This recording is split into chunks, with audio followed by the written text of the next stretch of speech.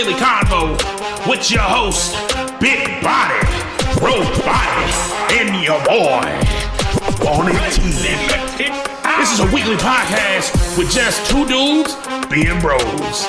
Just a couple bros being guys. If you haven't figured it out by now, just a couple guys being dudes. So let go.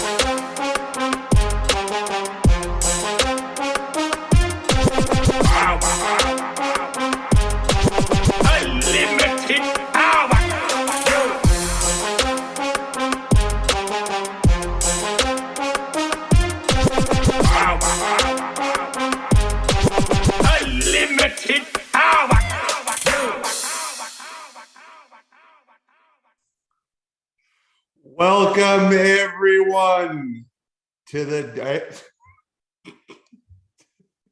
Daily Convo. I'm starting this shit early. We are a podcast that starts Not time yet. Clearly whenever we want to. What do you mean it's not time yet? It's not time yet. All right, It's not time yet. Should I just wait on you? Or Yeah. Okay, are you ready now? Yeah, you got to wait for the whole stream to finish its thing. Why don't you Right now? Why don't you fix your transitions? It's trash, Where dude. are we? God, We're there. We are? No, we're live right now. No, yeah, no. we're live. Good Lord. Where are you right now, Jess? At home, Nivea. Oh, did you add another painting? Probably since the last time. I barely noticed it past your beauty. Welcome everyone again to the podcast. Today we have an interesting show. We're going to talk about something only old people love to talk about: the housing market. We are open. Yeah, we are. Yeah. But young at I'm not even young at heart. Honestly, I'm curmudgeon at heart, really. Two questions. Let's start with one. What that thing smell like? Strong. Good. Like a kid's been playing outside all day. I like And that. just comes running back in like a hot iron. Mhm. Your And regret. background is really throwing me off. Mine or his? No, yours. Because this is so white. Yes, exactly. And I'm realizing now that that's not a filter. That is your wall. That is, yeah. That's my wall. Plus, I have lights on my desk. What up, Pops? They're on. That's Jamie? just really brightening it up. Second question. This is for both of you. Okay. What is an interesting fact about yourself that you would never put on a dating site? On a dating site? Yes. Haven't used one of those in a long time. Okay, great. You know. Really, the Humble dating brag. site part is really just semantical here. What is an interesting fact about yourself that you just wouldn't tell anybody? Yeah. Juan. I don't think I don't put in my dating apps that I used to sing in choirs most of my childhood. This one's probably more like an embarrassing, interesting fact. Like here's mine. I've never done anything embarrassing a day in my life. So That's not true. Your existence is pretty embarrassing. Sorry, Pops. Like here's one. Old men love talking to me. Wouldn't put that on a dating website. I don't see that as that's old embarrassing. men. It's embarrassing that old people want to talk to you. Yeah, it's weird that I wouldn't put that as a thing that somebody would start dating me for. I would say that some people really want to try. So that could actually be a I positive. could work in your Okay, favor. but You should try I'm saying that I would. She snores. it. That's not really interesting. I though. think That's- you're into it. Yeah, let's I do like to wear tutus around the house though, so that could be Okay. thing. I literally have a room full of tutus that I never show any of you guys. And you look good in it too. That's I'm never seen it. really to you, I think. Yeah. I'm surprised. I'm surprised we don't have to wait 4 hours into this podcast. So we have 8 viewers already. This is crazy. Wow. We're breaking records. We're breaking records here. You want to give a full intro to everybody? You Now are that we're Why do we have to do that? Like they know who we. no, we don't. All right, Yes, I'm you- your host, Nabil. You're There you interrupting go. my intro, dude. You're interrupting my intro. Unbelievable. Please don't. I'm your host, Nabil Rabadi. Amateur. With me today is the always beautiful Jess Lerner, and then the scrubbiest of scrubs, the bottom of your dishes, the shit that won't come out. Juan Thomas. Tell him something stupid. Say something. What up, world? It's your Wow. boy. What, who says that? Nobody says it's your boy anymore. It's not 2003. People Bite say my that. lip. Who are you flexing on? Who are you flexing What up? on? You're not genuine. What up, What is world? this? It's your boy. I know y'all been looking for me. This is Right who you here. support, Jess? This is who you support? This is your boy? I This is mean, your boy? yeah, if This he's is your boy? into it, Look at him. that's the way friendship works, you know. What? If to do this, I'm fine with it. Yeah. Why are you fine with Yeah. this? She supports me, man. Man, You wouldn't know nothing about that. Nobody ever supported you a day in your life. You're right. Wow. Thank your sponsors already, man. Thank your sponsors. I don't appreciate you just telling me Go on, what to thank do. him. Go on, But thank I him. will Thank because him. Go on. okay, Do listen, it. guys. There's a time for y'all to stop drinking like an average individual as a boring human. Spice your life up. Make your cups custom. Put something about yourself on the cup that you drink. You drink out of a cup every day. Why wouldn't you customize it? Probably because you don't know where to go. And I can tell you where to go. Carl's Customs Creation. That's customs with a K. He is my pops for the uninitiated. Carl's Custom Creation can literally put almost any kind of design and any paint, color, scheme that you might want on a cup. He can do it for you. You got a wedding coming up. You want to get your bachelorettes a nice little bachelorette gift, or your bachelor's a gift, whatever it might be. Doesn't matter. He can do it. He can do little cups, big cups, shot glasses, you name it. Carl's Custom Creation. That's customs with a K. Hit him up on Facebook, Instagram. He is my Paran. For the uninitiated, that means Pops. Hit him up. If you tell him that you heard about us from the Daily Convo, you get a little 10% off. A little tenner. A little 10 piece. And yeah, man, I love him. That's my dad. He's kind of a cool guy. I didn't like any of that, dude. Yeah, that's fine. I want you to redo it, honestly. Okay, you want to start from the top? A little bit, yeah. Go ahead. Okay. You want to start with the intro? Hey, I'm Bill Rabati. This is just on this one time. Let's go. Hey guys. Hey friends. The energy level is totally changed. To reiterate, we have a pretty exciting show today. As every show is exciting. Come on, guys. We're talking about the housing market. Our guest is pretty late. He's not going to show up till 8 p.m. Central Time. He's a busy guy. He's busy not. Man. He's a hot very guy. busy. Yeah. Here's the thing. If I know anything about him, which I don't, I know he's not busy. I know him, and he's busy. So. Yeah, I believe that. What is he doing? Being busy. Yeah, he's a busy guy. With Not like what? you. Life. A life. I'm super busy all the time. That thing you don't know anything about, having a life. I'm the most busy person.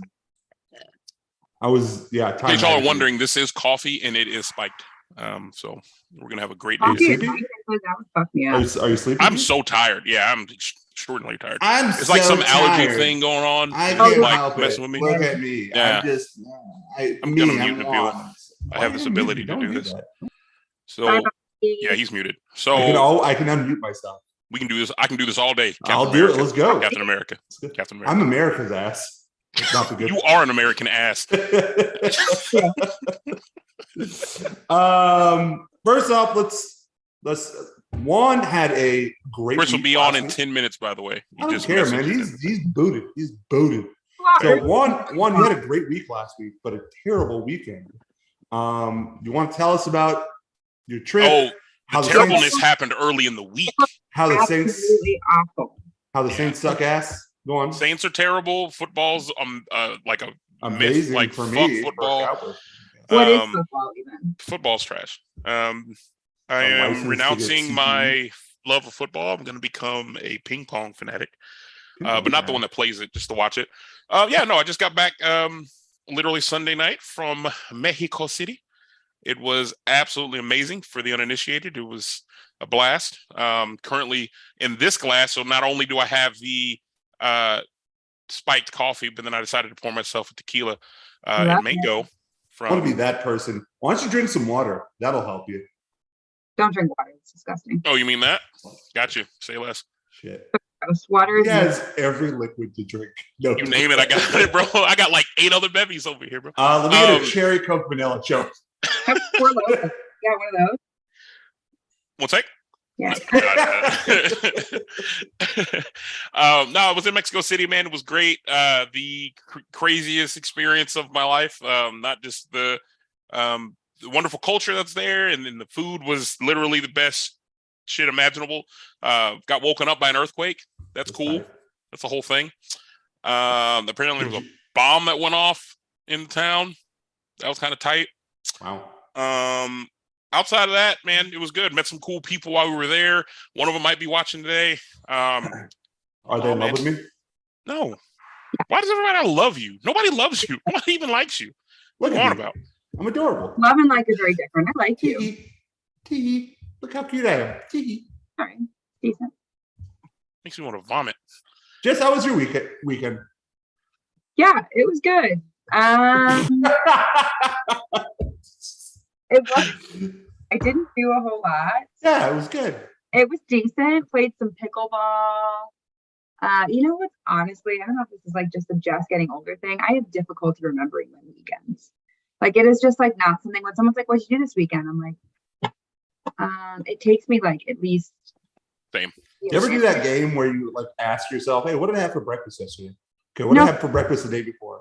That's easy for me. Like food Really? Oh, wow. oriented stuff, I got it down. Okay. But remembering what I did when someone asks me, it's just like I can't remember it. So I'll usually go with something that I always do, like pickleball. I play pickleball like every other day. So I had to have played pickleball this past weekend. Naturally. So that's what I did.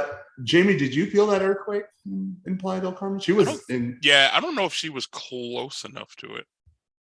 Is this only a cool people's earthquake? Pretty much. Yeah. You had to be hip for it. It's not for everybody. It's not for the initiated. Checks out. Nabil, what'd you do this weekend? Nothing. It was wonderful. Oh, Austin reminded me I did a comedy show. I went to a comedy. Okay. You did a comedy show? Word? Run through your bits. Go ahead. Funniest fucking person. What's your opening joke and your closer? I've never right once now? laughed at anything you've ever said. I really can't even imagine being a comedian. I don't even know what I would say. Probably I'm the joke. I'm up here, laugh at me. You know what I mean? Like, look at my life. That's usually that's kind of what I do already. Yeah. I don't know if that's a great opener. But I mean, it's not hilarious to me. Let's just go to your closer now. What was your closer? How do you close this out? How do you close it out? Enough. The woman that we saw. So we went to some place downtown. Austin knows the name. Mm-hmm. But it was interesting that her opening acts. I hope she never sees this, which she definitely will not. Were better than her. So she was like coveted. I don't exactly know who she is, but she like worked on a couple shows, like was a producer, writer, whatever. And her opening acts were much funnier, more funny. She was kind of a Debbie Downer and like really talked about like her life as I would, but really talked about like having this like very serious disease and like tried to make it funny, but we were all kind of like, I'm gonna go home and cry. Like that was the vibe of the comedy show. So not how a comedy show should go.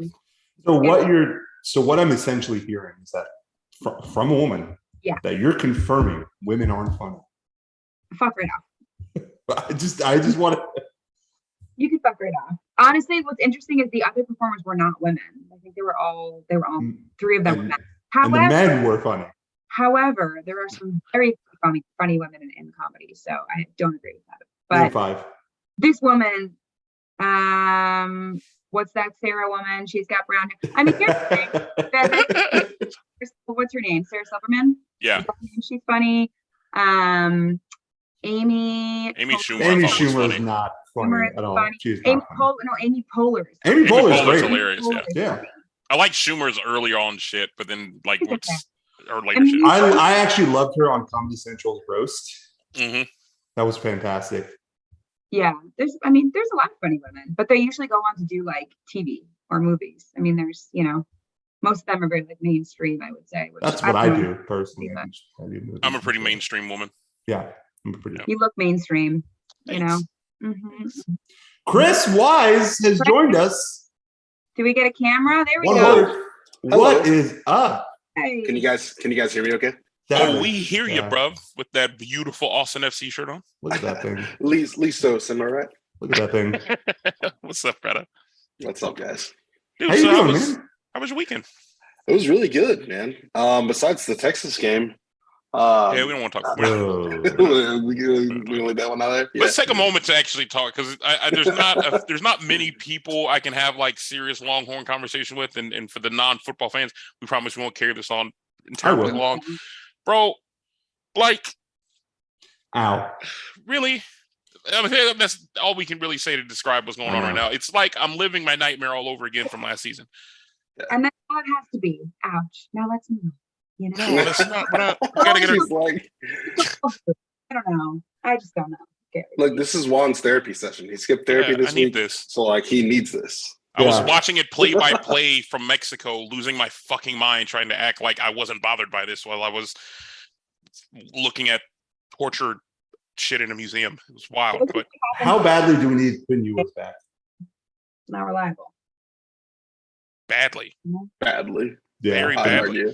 And I don't know what's going on with the defense either. The defense is just like can't tackle now. Like, Bro, when I tell you that I was at Armadillo Den and then there was a point in the game where we're up by 10 and I was like, all right, I no longer, because I'm not superstitious, I'm a little stitious. I'm So I a was lot sitting in- stitious. I was sitting in this one bar stool and I was like, all right, right here, we're winning, we're killing it. I'm going to get up and go grab a beer. As soon as I get up and go grab a beer, we don't convert the fourth down. And after that, everything just goes to shit. And I'm like, you know what? This is what happens. it's your This is fault. why you don't get up. So honestly, you can probably blame the Texas game on me. So I was I really want to. So there, our defense, was having trouble, but I think where it was troublesome is you caused 3 turnovers and didn't recover any of those fumbles. Yeah. And then Bijan Robinson uncharacteristically fumbled that You're ball. one guy that never messes up. Messed up, which is like, it goes to show you the game that we were just going to have was just a tough one. And when you have, I think someone like Hudson Card, it's like everyone else has to be perfect because he's kind of not He's that not. guy. Yeah. He's the backup. Like he's a quintessential phenomenal backup. He reminds me of Alex Smith. Like, remember the Alex Smith Yeah. Chiefs? Like, as long as they had everything else going right, Alex Smith was not going to lose the game. But you did not need to leave it up to Alex Smith to win the game. Like, Facts. literally. And that's pretty much where it is. And it even happens when you see the play calling. You can clearly see the difference in this They play don't. calling. Yeah. That they don't believe in him, nor should they. Is Quinn coming back next week? Everything I was reading said it's possible, but it's probably still going to be hard. So we'll see. At least I think Yeah. we'll have Worthy back. Obviously, we'll have Demo the whole game instead of half a game. Yeah. So that'd be We'll nice. see. But we'll I doubt we'll we'll see. see him back until Oklahoma. Honestly, like Yeah. if I was Texas, I wouldn't bring him back until Oklahoma, just because I don't want to risk anything. No. All right, we're done being sad about all of that. Chris, dude, this has been a long time coming. You are one of the OG fans of the show. Yes, sir. And we were trying to do this episode actually last season, and then we ended up by killing it short. We never got around to it. So wanted to bring you in on this one, man. And we're going to talk shop about the housing market. We got a couple questions we'll run through you. Absolutely. But as every guest on this show has to survive and go through, which no one has ever survived the 5 questions of doom. That's actually not true. That's how I got to be permanent. Not one person's ever survived this. Like this, the 5 questions of doom. Look at the hand; it's coming through the camera right now. It's going through the camera. Jesus. Actually, before we start, Chris, tell the people what you do and why. I mean, this is why we specifically have you. So yeah. Okay, so what I do, guys, is essentially I'm a mortgage loan officer. I work a little bit more on the processing side than the sales side. I'd like to say, like, I'm not a sales guy, but I'm in sales kind of thing. How it works at most mortgage shops is you usually have a mortgage loan officer that'll call either through Zillow or realtor referrals, things like that. They'll get someone on the phone, kind of go over their game plan, and then sometimes if they're just a realtor loan officer, they'll kind of just stick with it the whole time. Or in cases like ours, we'll have a sales agent that usually reaches out and then they work with a partner or a teammate. We usually call it like a production partner. That's where I am. That's where I come in. I look at your loan, I look at your credit, look at your income, look at your assets, and I say, hey, it's either going to work or it's not going to work. And then if it doesn't work, I will try to do everything in my power to research every different guideline, every different loan program to at least say either, hey, I can't get you here, but I can get you here. But if you do this, this, and this, then I can get you here. Or I can say, hey, it's really not going to work right now, but 6-7 months down the road, let's see what we can get that to get you here. A lot of my job involves assessment with credit. I wouldn't necessarily call myself like a credit specialist. There are people that they consider that jobs. But what I can do is I can look a lot at someone's credit just from doing this for the last almost 3 years, and just tell you, hey, this, and this is really messing you up. This is where if you want to get to a 720, you want to get to your 780s, you want to stop having to worry about these people calling you for this, and this is how you do it. So, as a mortgage loan officer, what is your jurisdiction? How many people have you arrested? Well, I've arrested I'd say I probably. Oh, you're not that kind of officer. Not that kind of officer. No. Oh, there is a whole test. Which, by the way, I can't hear. I have a super sneaky cat, so if he jumps up on the chair, like totally I'll try to get him down as soon as possible. Totally fine. It's welcome. His name's Mr. Biggles. Jess is a crazy cat lady, so you're right. Oh, really? His name's Mr. Bigglesworth. If you want him, I'm sure he'll jump in here at some point. I say bring him on. Bring him on. Yeah. Where'd you go, buddy? What's his name? Oh, yes. That's awesome. Yes. Mr. I was Bigglesworth. absolutely not expecting that cat. I was expecting like a dumpster cat, like mine. He's a super tall cat. Yeah. Wow. Yeah, he's a big boy. He turns 1 in like 3 weeks. Turns God. 1. What Good are Lord. those? And they're not Abyssinians. What are they called? Oh, this is a Sphinx. Sphinx. He's a big Sphinx. Yeah. And what type of Pokemon is that? It's a Mew. It's a Mew. Oh, I was about to okay. say Yeah, it's Mew. definitely a Mew. Yeah. Hands down. Yeah. Great. It's hilarious. He likes to be held like a baby. Like he doesn't like to be like lifted up, but That- like yeah. legitimately, like, this is He his. just looks in heaven right now.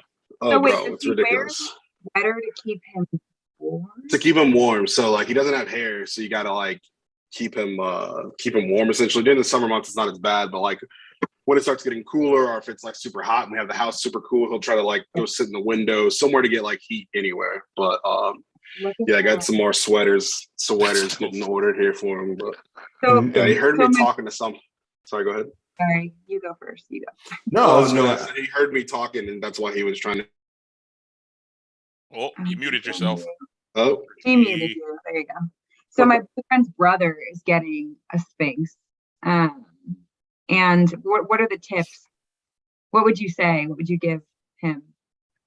You're on mute again. Yeah, there you go. no, you're fine. I was muting myself because he's purring super loud. I didn't want him to like switch to let me. the purrs happen. Let the purrs happen, Sir Purr.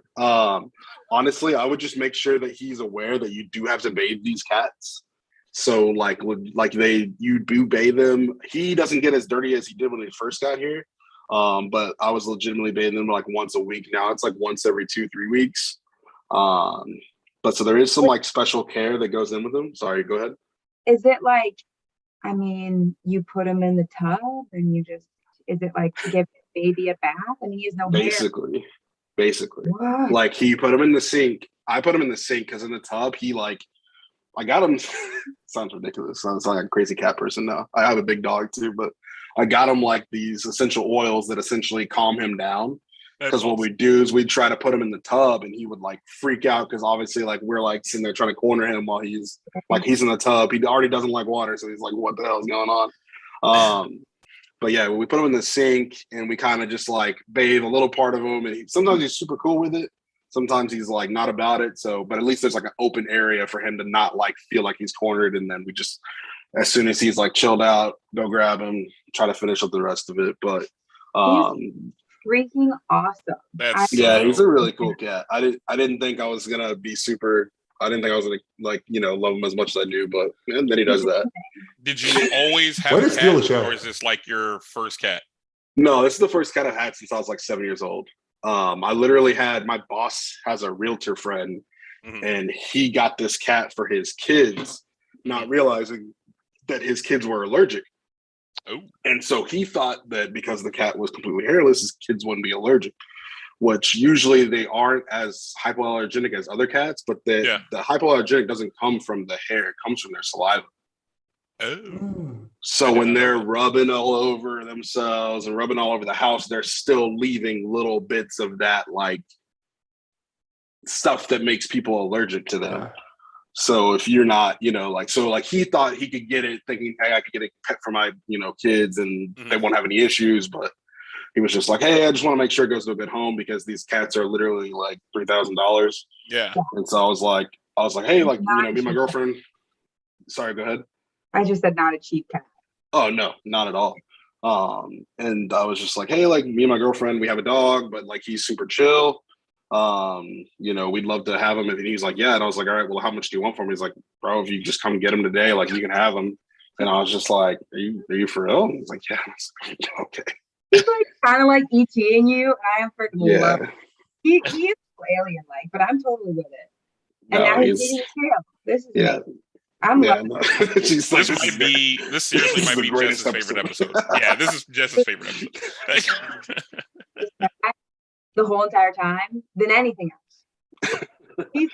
I like you, Chris, but your cat is the star of the show. no, yeah, he really is. Let He's us steal the always- show, man. Dude, Let's do the I show. appreciate you, like bro. he has little hands. Like, dude, his paws look His so- little beans. well, when he reached out, it looked like he's an alien. Yeah. No, he is. I'll send a video or something to Juan so he can share with you guys. But he was chilling in there's a lizard that walks by the window every now and then, and he has no problem standing on his hind legs and just like. I saw you post that. But Yeah. but he's naked, so it's just this little Hank Hill booty sitting up there at the window. Just- That is so funny. I love it. That's solid gold, man. All I right. love that. All right. So we are ready Ready, for the Chris? 5 questions. oh, for these 5 questions. Hold on, Didn't buddy. we start the questions already? No, we didn't. We- No, not. you didn't. We Y'all. He was stopped. asking me how many people I arrested as a mortgage loan officer, which is Yeah. technically not my That job. was not.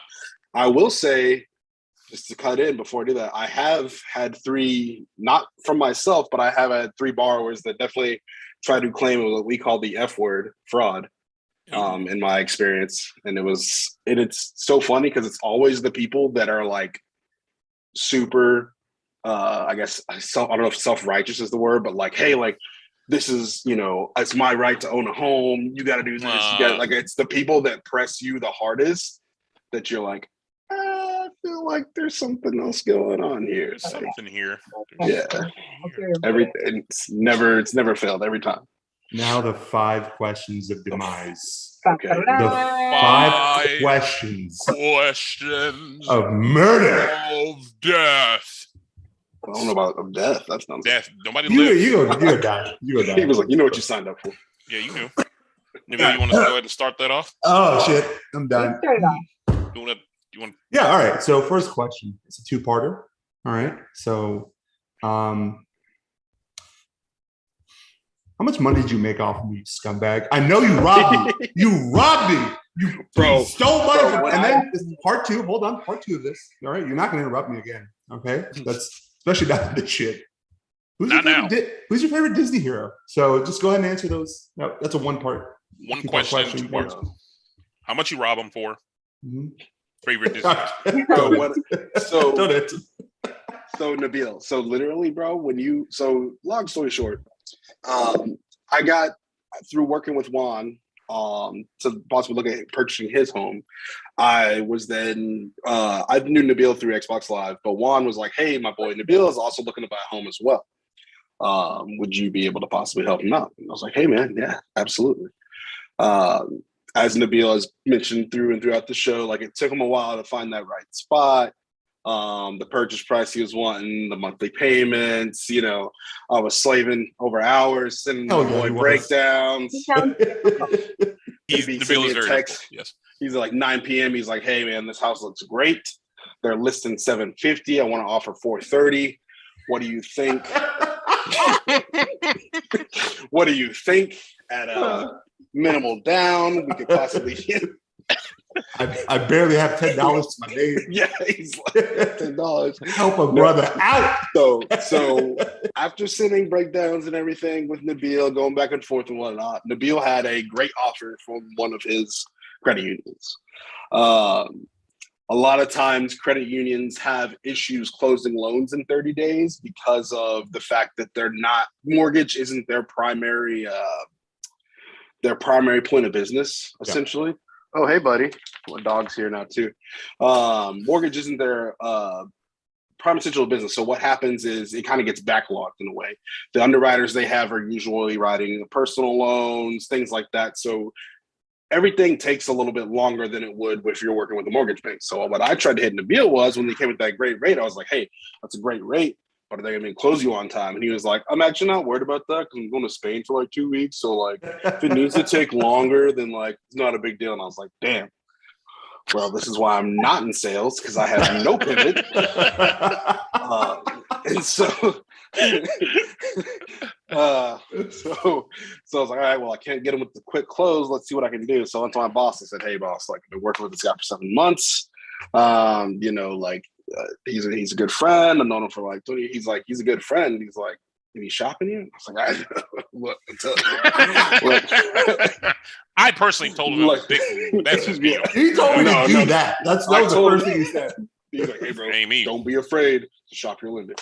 No, and I mean, we can get on that on another subject, but because that's really, I mean, that doesn't affect me as much as it would. There's certain times when it does, but it's really certain times where I'm like, hey, man, I get it. You got to get, you know, you want to get the best deal possible. That usually is the best way to do it.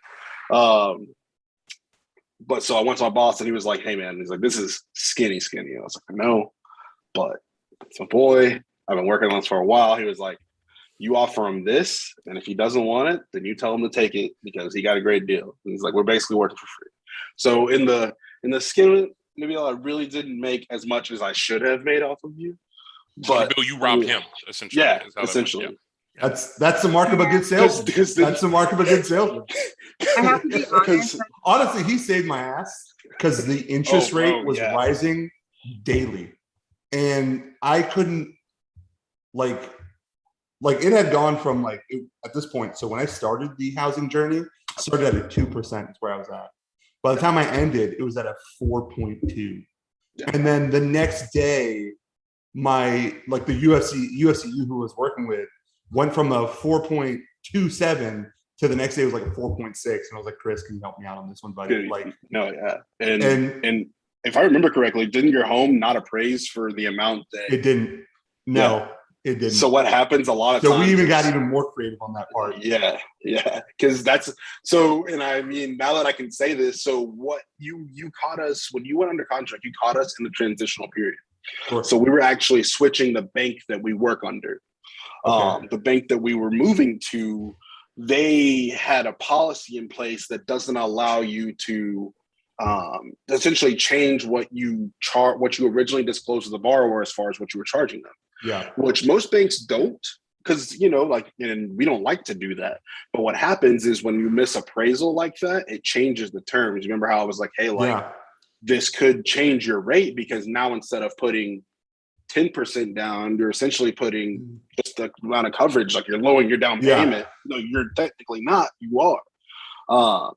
And so technically, once we offered him that rate, we were like, all right, we're already getting skinny. And then once his appraisal came in, I was like, bro, we're even getting skinnier. It in fact freaked me out that it didn't appraise as much. And I remember having to take the day because it's my first home and I don't know what I don't know. And it like everything was like, what the fuck is we would get on calls between me and Chris and Alfredo. Yeah, and it would be almost an hour long of me just asking questions and being like, I don't know what the fuck is happening right now. And you guys are like, here's what you need to look out for. Here's what you need to do. Now, the more important part of this is you didn't answer the second part. Who the fuck's your Disney hero, dude? Like, what are we doing here? Yeah, he drug that out. He didn't want to answer. I am apologizing. So Disney, you mean Disney or Pixar? I said Disney, damn it. Okay? Pixar's got so many more heroes. I don't give a shit. You got Lightning McQueen. Disney is way better. Yeah. Thank you. No, I'm with you. But wait a minute, doesn't Disney own Pixar now? I think so. Yeah, but technically, yeah, it ain't a Disney character. Okay, yeah. It's not a Disney character. It's a Disney character. Yeah. Favorite Disney hero. Is it cliche to say Hercules? Yeah. No. I think that's a super underrated movie. I think he's I don't think he's talked about enough. I think that's a good one. People forget about it because he's not they never redid that. They haven't yet. Anybody have No. It's a great movie. And I don't hate The Lion King, but I don't really consider somebody a hero. I feel like he had to do what he had to do kind of thing. You know what I mean?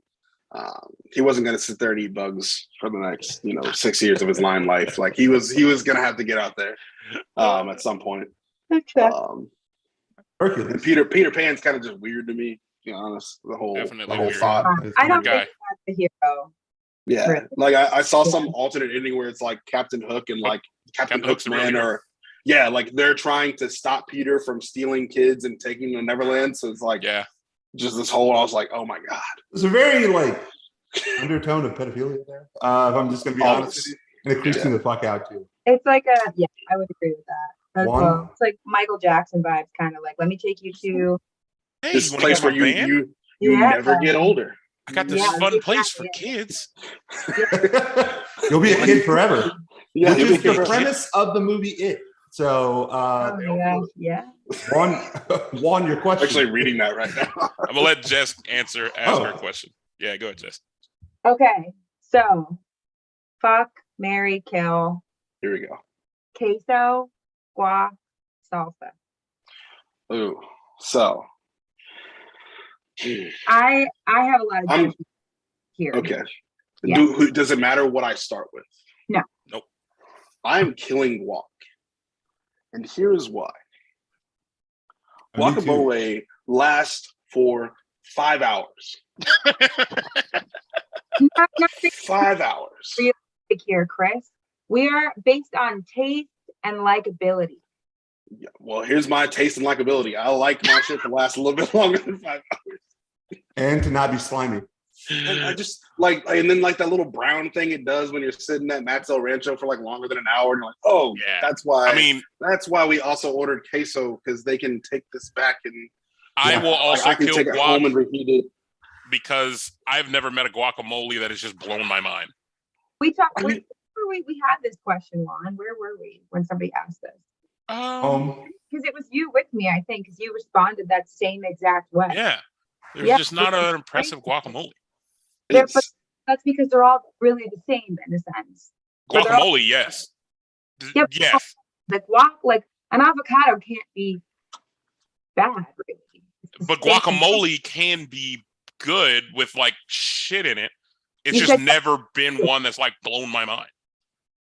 I've had many. Keep going, Chris. Fair enough. Would you marry and so, smash?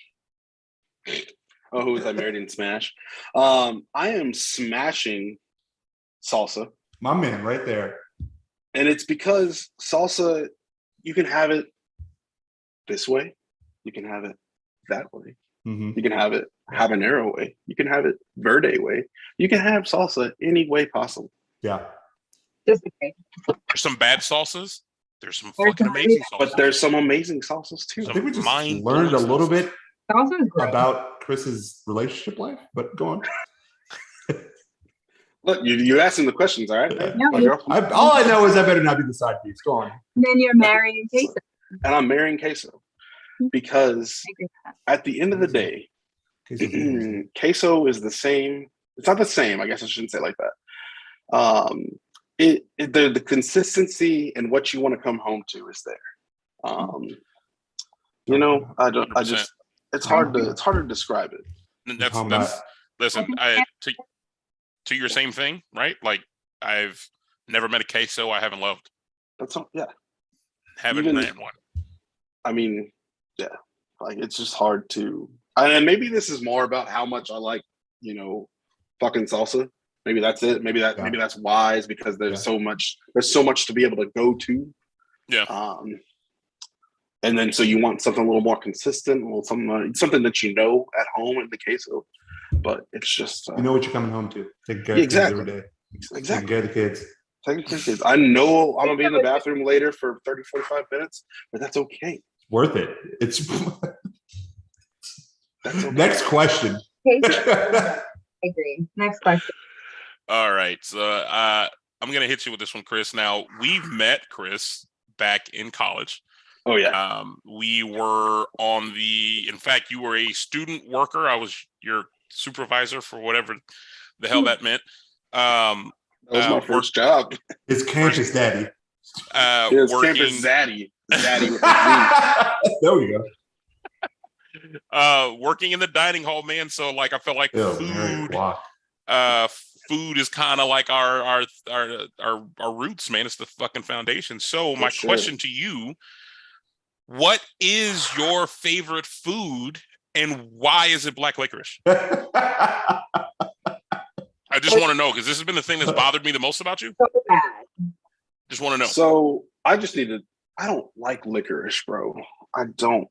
That's I the line went from the to. I went to New Orleans actually on my birthday. And I went to the Sazerac house, and they had this whole like New Orleans style, these kind of flavored drinks, you know, blah, blah, blah. Everything was fire until we got to this one. I'm trying to remember what it was called. It wasn't the bee's knees and it wasn't the Sazerac because those were delicious. But there was this one that was like, the guy was like, yeah, this is going to be licorice. And I was just like, I like turned around and I felt bad because the dude was like really trying to sell it to everybody there. And like, I didn't want to just being a fellow bartender, I didn't want to just like right in front of his face and just like the rest of the crowd Roll that just shit out. not, yeah, like just not. But I was just like, I literally took it and I like smelt it and I just kind of walked away and was just acting like I was looking at a piece of New Orleans history and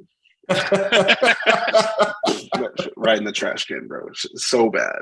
Ball it up, throw that shit away. And yeah, I just We just had this conversation on that. It's so gross. It's so disgusting. I'm so It's mad. gross. It's It's so gross. This is like I don't know how people love Jaeger. Like love Jaeger. Oh God. Like bro, it's black licorice. It's just like fucking alcoholic black licorice. It's disgusting. Yeah. Honestly, I I can tolerate a Jaeger bomb. If somebody has to give me a shot, I can tolerate a Jaeger bomb for the little drinks that I can take. No. but I need red. Yeah, it's got to be a Jaeger bomb though. It's got to be like with Red Bull. It can't just be like, hey, we're doing shots of Jaeger. I'm like, all right. I also Cooler. don't like Red Bull. It tastes so gross. Oh, so Jaeger bomb is just your absolute worst. Not a thing. well, It's a real nightmare for me personally. Yeah. There. there's some bars that still have refuel, so you can go get that knockoff. There you go. You ever heard of refuel? It was like a big thing back in like the mid 20 teens, like where bars instead of buying Red Bull, they have it on the gun. It was called refuel. It was awful. It literally tastes like what was that sports drink that had with Gatorade? Like it tastes like that version of Red Bull. All sport. Hotel? Oh yeah, all sport. It'd be like the All all sport. sport of Red Bull. The knockoff Gatorade. All right. So you're 3 questions in. Moving into question 4. Technically, you asked me a 2-part in that question. did. You That's never asked one me what my favorite question. Food was, so But I mean, I answered your food question and it was black licorice. So fair enough. He loves it. He loves it. He loves it. So this one I think is interesting. I'm curious your thoughts. So you're a pappy. You're a Man. Haran. You're a father. You have a kid. Yeah. I want to know, like, so far in your young daughter's life, what Mhm. has been one of the most memorable or amazing moments you've shared with your daughter? Crying is a plus. You said what? Crying is a plus. Go Crying on. is a plus. Yeah, man. I'll answer that second question with the bill there. So honestly, the greatest moments I have with my daughter is getting to watch her play with other kids. That sounds kind of weird because I only have one kid, right? But when she gets to spend time with her cousins, see her interact, that's like a big thing, right? As a parent, you don't want your kid to be a dick, Yeah. plain and simple. Very- Like no matter at what, at the end of the day, you love your kid no matter what, even if they are, but you just ultimately do not want your kid to be an asshole. Yeah. I wish more people cared about that because maybe we wouldn't have as many assholes in this world. But Yeah. all so assholes. watching my kid interact with other kids and seeing her like be patient and take turns and just be engaging is probably like my proudest moment as a dad. But nothing will be getting to like watch. My daughter loves Disney movies, and of course I Perfect. love Disney and Pixar. Yeah, so we will literally sit there and watch Disney and Pixar all day, and every now and then when Who's Sorry, go ahead. who's your daughter's favorite Disney character? she loves the villains. Yeah. We all do. She's like a big villain. So like she was super into Alice in Wonderland there for a bit, and she kept calling the queen. But she loves Scar, and right now she's super into Aladdin. So Jafar is the character right I now. love it. Love This is the that. thing I love about Disney shows that they kind of, I say Marvel kind of did a similar thing where like a lot of the villains teeter on the line Yeah. of like, if you really like pay attention, like they're not really that evil. They kind of Right. have a good point to some of their shit. Yeah. But Like then, Loki. you know, yeah, like God, what a I great love that. show. I About can't wait for season 2. Yeah, me too. It's so good. That was a great show. It's wonderful. Yes. Wonderful. Last question, man. You made it. Last question right here. Why are the Eagles fucking lame? Bro. So, Go on. do you want to know how I became an Eagles fan? No, Because I I don't feel care. like as a Cowboys I don't fan, care. If you're an I Eagles wanna fan, know. like I don't. No, no. Here's If the you're an thing: Eagles out fan, of you have out of no- everybody here, your team's undefeated, so I will allow you to speak. You're not a person to me if you're an Eagles fan. go Birds. You got a Dallas Cowboy fan and a Giants fan and an Eagles. Like y'all are just all. Kick the Giants' ass. Go on. Let's go fly, Eagles fly. Let's do it. Go Birds. Did you actually kick her ass though, or was it actually like pretty close? I think it was pretty close. Did you actually lose though, or? I mean, I'm not saying I didn't lose. I'm just saying, oh wow. Yeah, Hey you didn't guys, look hey good. guys, You didn't the look undefeated good. team's talking. The Eagles are You didn't talking. look good. Excuse me, guys. Okay, Saints fan, go on 1 and 2. Yeah, Go off, King. So when I was a child, my mother was a single mom. She was a teacher and she also worked at the bingo alley in Round Rock. And I was Austin native, by the way. Don't mean to brag, me little unicorn. not a Wow. lot of them. Wow. So when I was growing up, she would spend a lot of her Saturdays and Sundays working at the bingo hall in Round Rock. And so I would be at home and she would say, hey, when Seinfeld comes on, that TV better be off. So prime time, 7 p.m., 8 p.m., who's on the TV? Cowboys. But guess what else is on? Seinfeld. Guess who needs to be off the TV? This guy. Guess who was playing at noon all the time? The Eagles and the Giants. So I naturally like the color green more than I like the color blue. That's crazy. I Not love a- And so Donovan McNabb was pretty good. Not I was in third grade. In Yeah. third grade. What are you? we were want me to do? killing it back then. You couldn't. I literally would just. I was in third grade. Like when I tell you how much I was not paying attention, like I was literally just like, "Oh, they are playing what I sometimes play on Saturdays. This is fun to watch." Like, so I was like, "Okay, well, I like in my mind, I'm like, I'm an Eagles fan." So my mom bought me a McNabb jersey when I was in 5th grade. First day of school, I wear my McNabb jersey to school, thinking I'm like dope as fuck. I'm like, all right, Everybody hated myself a on little girlfriend. Exactly. Yeah. Exactly. Everyone talked mad shit. They were No, so good everyone- back then. Everyone had something to say. And I was just like, bro, like, why does everybody make fun of me for this? Why is it? And something flipped. And I was like, you know what, man, fuck these kids. I'm just going to be an Eagles fan. This is what I do now. So I'm just going to double down on this shit. And it worked out because guess which team these kids rooted for? The Dallas Cowboys. Yeah. Just made it easier for you. Guess who hasn't won 2 playoff games since the invention and implementation of the salary cap? The Dallas Cowboys. Weird stat to bring up. Come on now. It is the only stat you need. Once you can no So- longer afford to pay the entire The Cowboys team, are so. I can't. You know who was they little known invented the fact, who salary was- cap in 95 and said, you will implement this in 96. And the Cowboys won 1 more Super Bowl and have yet to make it to the NFC Championship since.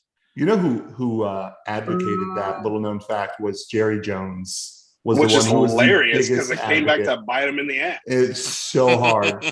So hard. It was the worst. Anyway, we'll beat your ass in a couple weeks. It's okay.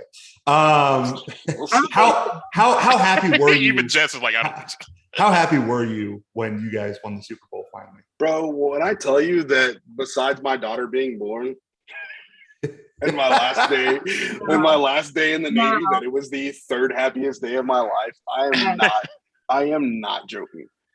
Like I literally called my girlfriend at the time and I was like, she was like, are you crying? And I was like, yeah, this is the greatest This is the team. greatest day of my life. There's something about your first one and getting to see it. Yeah. Like, oh yeah. I can relate with the Saints. I still watch that game quietly every once in a while. I literally dropped $400 on my credit card an hour later. I was like, yes, give me that jersey. Give me this jersey. I'll pre-order the Blu-ray DVD. I don't care. Did you believe Nick Foles was your guy?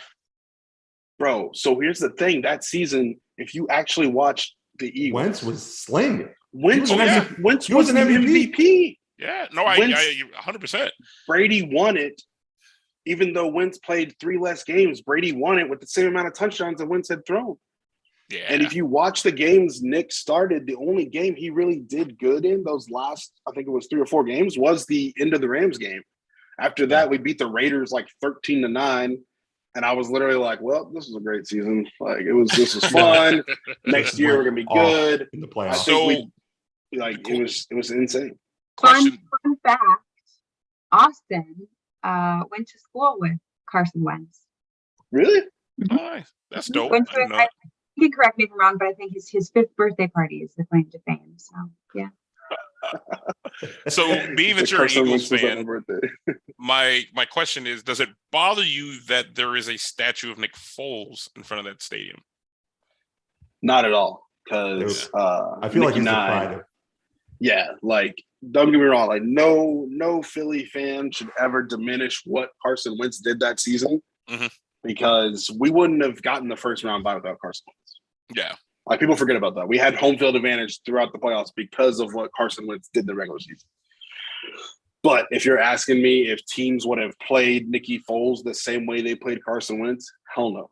They had 2 games of game footage of scouting on Nick Foles from those last 2 games since his last starts before that in 2014. They did not know how to play him. They were not prepared for a man to come out there swinging, as I would like to say. I know we're on YouTube. I gotta watch what I'm saying. And did not expect him to come out there like that. So no, I'm man enough to say it. Carson Wentz, we would not have gotten there without Carson Wentz, but we would not have won without Nick Foles. I do not. All right, last Eagles question: should you guys have fired Doug Peterson? It wasn't even a firing. It was a mutual breakup. It was literally a creative difference because Doug Peterson knew that Wentz was not his guy anymore. He wanted to start Jalen. The GM and the owner did not want to start Jalen yet because they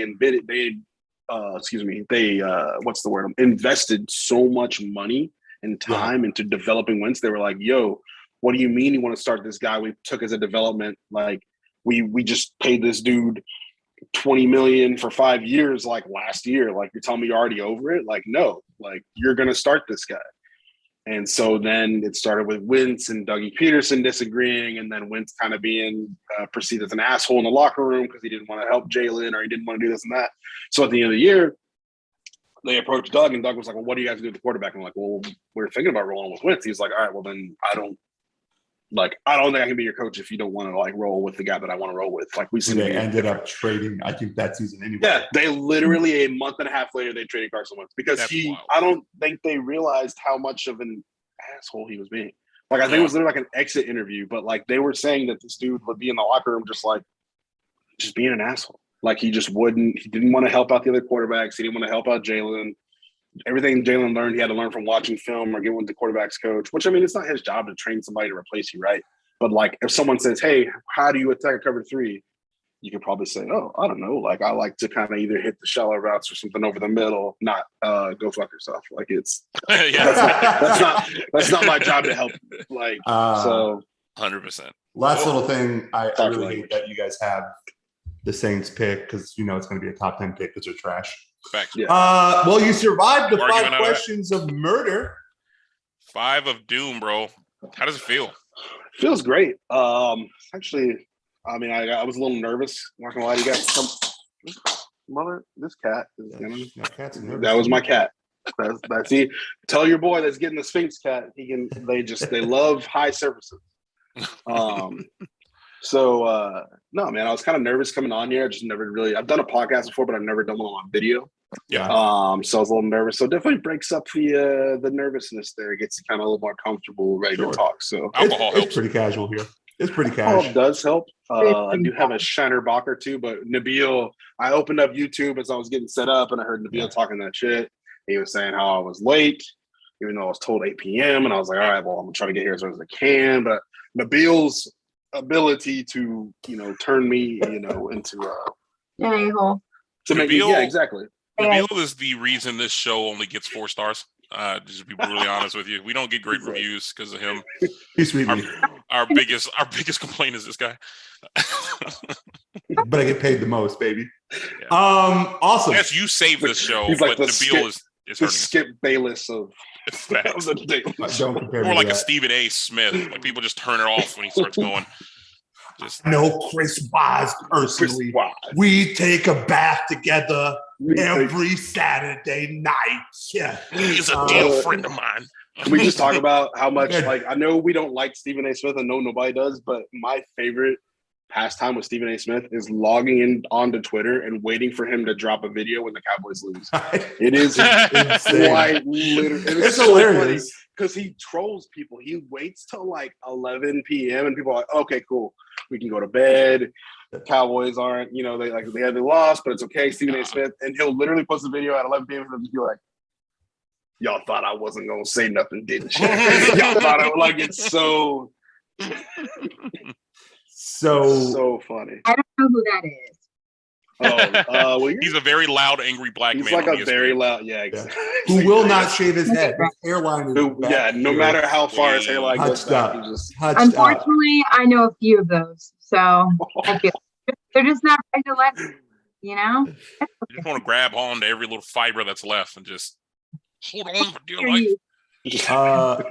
Only an hour in. So basically, when you were going to get on is now we're starting the housing market conversation. Hey, Opa.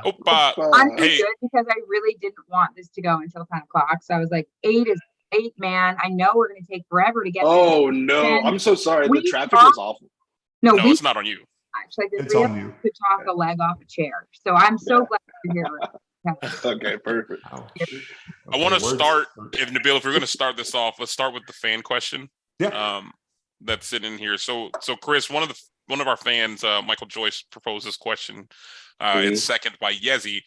They want to know what's the weighting / formula for mortgage approvals. You said what's the what? The sorry, I just lost it again. The weighting or the formula for mortgage approvals. Oh, like how does someone essentially? Sorry, I pulled up the YouTube thing so I can kind of see people here. Oh yeah. You're essentially just asking like, what do we look at when we qualify somebody, or like how does someone not get qualified? Like how? Let's go either way with that. Okay, so essentially, what ultimately there are products that allow you to. Sorry, can you see me? Mm-hmm. Yep. Okay. Yeah, we see. So there's a delay on YouTube. That's why I'm freaking out. Yeah, YouTube will mess you up. Gotcha. I was over here like, oh, I'm too high. So essentially what we look at, it's called debt to income. So essentially what we do is you take the gross amount of your income. Let's say you make $75,000 a year. We take that and we divide it by your monthly housing payment. So your monthly housing payment, after that is called your front ratio. So let's say, here, I'm gonna pull up my calculator because it's easier to just talk about it while I do it. So let's say you make $70,000 a year and your monthly housing payment, was gonna be $2,000. You have a front end ratio of 35. Now what we do is, because most people aren't like this, we take into account your liabilities. So minimum credit card payments, 1% to 0.5%, depending on the loan product of your student loans. And, any other liabilities that you have monthly. And we add that into the housing payment and then divide that again by your salary, and which gives us a back end ratio.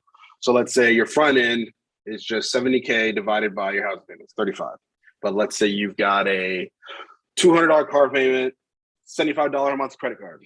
So now instead of just taking that $2,000, we'd add $2,000 plus $400 for your car, $75 for the credit card. Mm-hmm. And then I take that again, divide that by your monthly income. So divide by 12, 2,400 gives us a back end ratio of 43. So essentially what we do is we try to make sure that qualifying back end ratio isn't more than what your qualification allows. Conventional, usually it's 50. FHA, you can get a little bit higher, around 56.7. VA is really weird. I mean, I know not everybody is qualified for VA loan. You have to have some time in the military. Mm-hmm. VA is a little bit weirder, where they kind of let you approve as whatever the system essentially says. If the system says you're good to go. And I say that system as an automated underwriting system, which I know I've mentioned to you before, Juan, in our dealings and the deal with yours. Essentially what happens, guys, is whenever you go to apply for a loan or whenever you're looking at getting pre-approved, because there's a difference between pre-qualification and pre-approval, which I can go into that with you. When you're pre-approved, essentially what a bank is saying is that they've reviewed your credit, they reviewed your income, they reviewed your assets, they ran you through the first round of underwriting, which is the automated underwriting system, and they've gotten a, hey, we will lend to this loan. So essentially, they've written the first part of your underwriting. That's why when you get a pre-approval, your letter looks much better than a pre-qualification. Because the pre-qualification is just like, yeah, I looked at they told me their income was $85K. They told me they had $50,000 in assets. They told me, you know, when I ran a soft pull on their credit, I didn't get all 3 bureaus, that they only have $350 a month in debts plus the, housing payment. Yeah. So they should qualify for this home. Just based off of what I've told you, nothing off of actual numbers at all. Exactly. Yeah. And sometimes with that qualification, there are a couple of documents that we will verify, but it's not in the eyes of realtors, listing agents, everyone else. That approval is definitely something you want to go with, but not everyone wants to give all the documents up front. Especially like we were talking about earlier about getting shopped. Like people, they might apply to 6 or 7 lenders. They may not want to give their bank statements out to all 6 or 7 lenders. It's kind of just the nature of the business right now, especially with everything being so competitive. Everyone wants to get the best rate. It's not common as it was a couple of years ago for someone to just talk to one lender and essentially, no problem, Michael. I'll post my email, my phone number in the chat later. So you can, if you have any specific questions, man, you can hit my line anytime. I'll have no problem answering. As Nabil said, just don't text me like Nabil did at like midnight. Asking for. I hit him with that WYD. Hey, what you doing? Hey, what you doing, girl? Hey, You up? You up? You up? You got to talk interest rates. don't do that right now. It's pretty bad. So that's kind of leading to my next question. From when I started, it really wasn't my choice to wait 2 years before buying a house. I lost on a shit ton. You were there for some of the heartbreaks. I know, man. The market is kind of crazy. Yes. I mean, it's kind of getting out of hand. I think Brick killed a guy. In fact, basically, it was happening at work today. What happened? I mean, at least you're in Austin. What is your take on what is? It boomed and went insane. Was it the pandemic? I mean, your thoughts. A little bit of both, yeah. So basically what happens, or what I, was what happened essentially in 2019, 2020. Rates were low because market was great. Everyone's buying. People want to encourage buying, so interest rates are low. As inflation started to creep up, interest rates also creeped up because as these interest rates are backed by government entities, they want the spending to go down. So that's why you saw this essentially, I don't know, we went from about a 3, I know with Juan, I was offering Juan a 3.75 in December of last year, to fast forward to May, Nabil's looking for a home and I'm offering him a 4.2, and I'm over here like, bro, if we don't lock this today, tomorrow it's probably gonna be a 4.75. So we're fast forward now, I'm having to tell somebody with a 780 credit, 780 credit score, 50% down, bro, you're perfect. Your qualification, your DTI is at 15 on the back end, and the best I can get you is maybe a 7.25. Oh, like it's just 7.25. That's without paying points, but like it's just tough right now. And I wouldn't tell them I'm offering a 7.25. I'd come in way lower because if I came in at a 7.25, they'd be like, we'll go talk to another lender, and someone's going to find them, and then I'm going to be myself in a bidding war. yeah. I just say it's insane right now. But sorry, go ahead. No, I was going to say, I was like, but if you think about it, I mean, I don't know how long you studied or how long you were looking for a home. Maybe there's some older people in here. A 7% interest rate is still over time lower than what it used to be. It's just because we were so used to this 2018 to like 2%, 3%. and it just staying there for those years. And there was such a big housing boom, right? Like we had the pandemic, everyone's refining, everyone's like turning their home into a cash out cash out primary, buying investments because the market's the way it is and because they can get an investment property at a 3%. So if they, as soon as they have a family move into there, they're cash flow positive. Now, right now, with interest rates where they're at, because I'm not sure if I've really touched on this or if you guys know this, but like the interest rate for a primary home is way better than what you get for a non-owner occupied home, essentially a second home or an investment property. So now you've got these people that, you know, they may have wanted to buy an investment property. They might have the money to do it. They can afford it. But cash flow wise, it doesn't make sense unless they're just trying to stack up properties, because they're going to be taking a loss on these homes for the next 2 or 3 years, or however long it takes for rates to come down. So what kind of interest rates are you seeing for those secondary homes? Because I know, like, I've had because I'm curious about people. Yeah, I've had a conversation with a few people and like looking into, you know, doing like the Airbnb bit, right? Like finding these cheaper properties, and Austin, I know is not on anyone's list of places to do this at, just because of the fact that the housing market's ridiculous, right? But what are you seeing from that difference? It really depends on how much you're putting down. Mm-hmm. So for second homes, here's the thing: you can always go online and find, hey, the minimum for a second home is this, or hey, the minimum for an investment is 15. But what I tell you, that if you don't bring 20 to 25% to the table for your non-owner occupied home, you're not going to, one, get the best interest rate, but two, that lender might not even have an interest rate to offer you, and the fact that they'll be charging you so many points to be able to afford to give you that interest rate. Yeah. So honestly, what I've been seeing with second homes and investments right now is I've been seeing anywhere from a 7.5 with 20% down. We do have options right now where people are looking at doing ARMs and 2-1 buy downs. But right now, from what I've seen, so an ARM is essentially an adjustable rate mortgage. Mm-hmm. Essentially, what we're saying is over the next, depending on how long you set your ARM up for, your rate will be fixed until this time. So if you do like a 7-1 ARM, what you're saying is for the next 7 years, every year, your rate is going to go up this percent. A lot of people do that whenever the market is down, because what they want to do is they want to take advantage, or they're basically playing the market. They're saying, okay, well, yeah, like I'll take this interest rate now, and it's a little bit lower, and I'm going to bet that in the next 2 to 3 years, these rates are going to go down. Now, the thing the risk with that is if they don't, then now you're looking at your interest rate raising a percentage every year. And it's based off the qual rate. So it's based off the market. So if the market just keeps going up, that interest rate's going to keep going up. So if you did that in 2019 to now, you made a bad bet. Oh, for sure. But there were people doing that in 2019, because 2019, they were as low as possible. So if someone asked me for an ARM even in March of 2021, I've been like, dude, what are you doing? There's no reason. Like, why would you even want to just be like, you want to take the risk of not getting a 3.25 to see that you might be able to get a 2.7? And like, no, bro, just do the 30-year fix all in a day. So do you think like we're in a bubble? Yeah, I mean, so I've never, because like I said, I've only been doing this for 3 years. I've never seen what happens when the bubble bursts. I've never seen what it looks like whenever the housing, 2008 housing market crashes, right?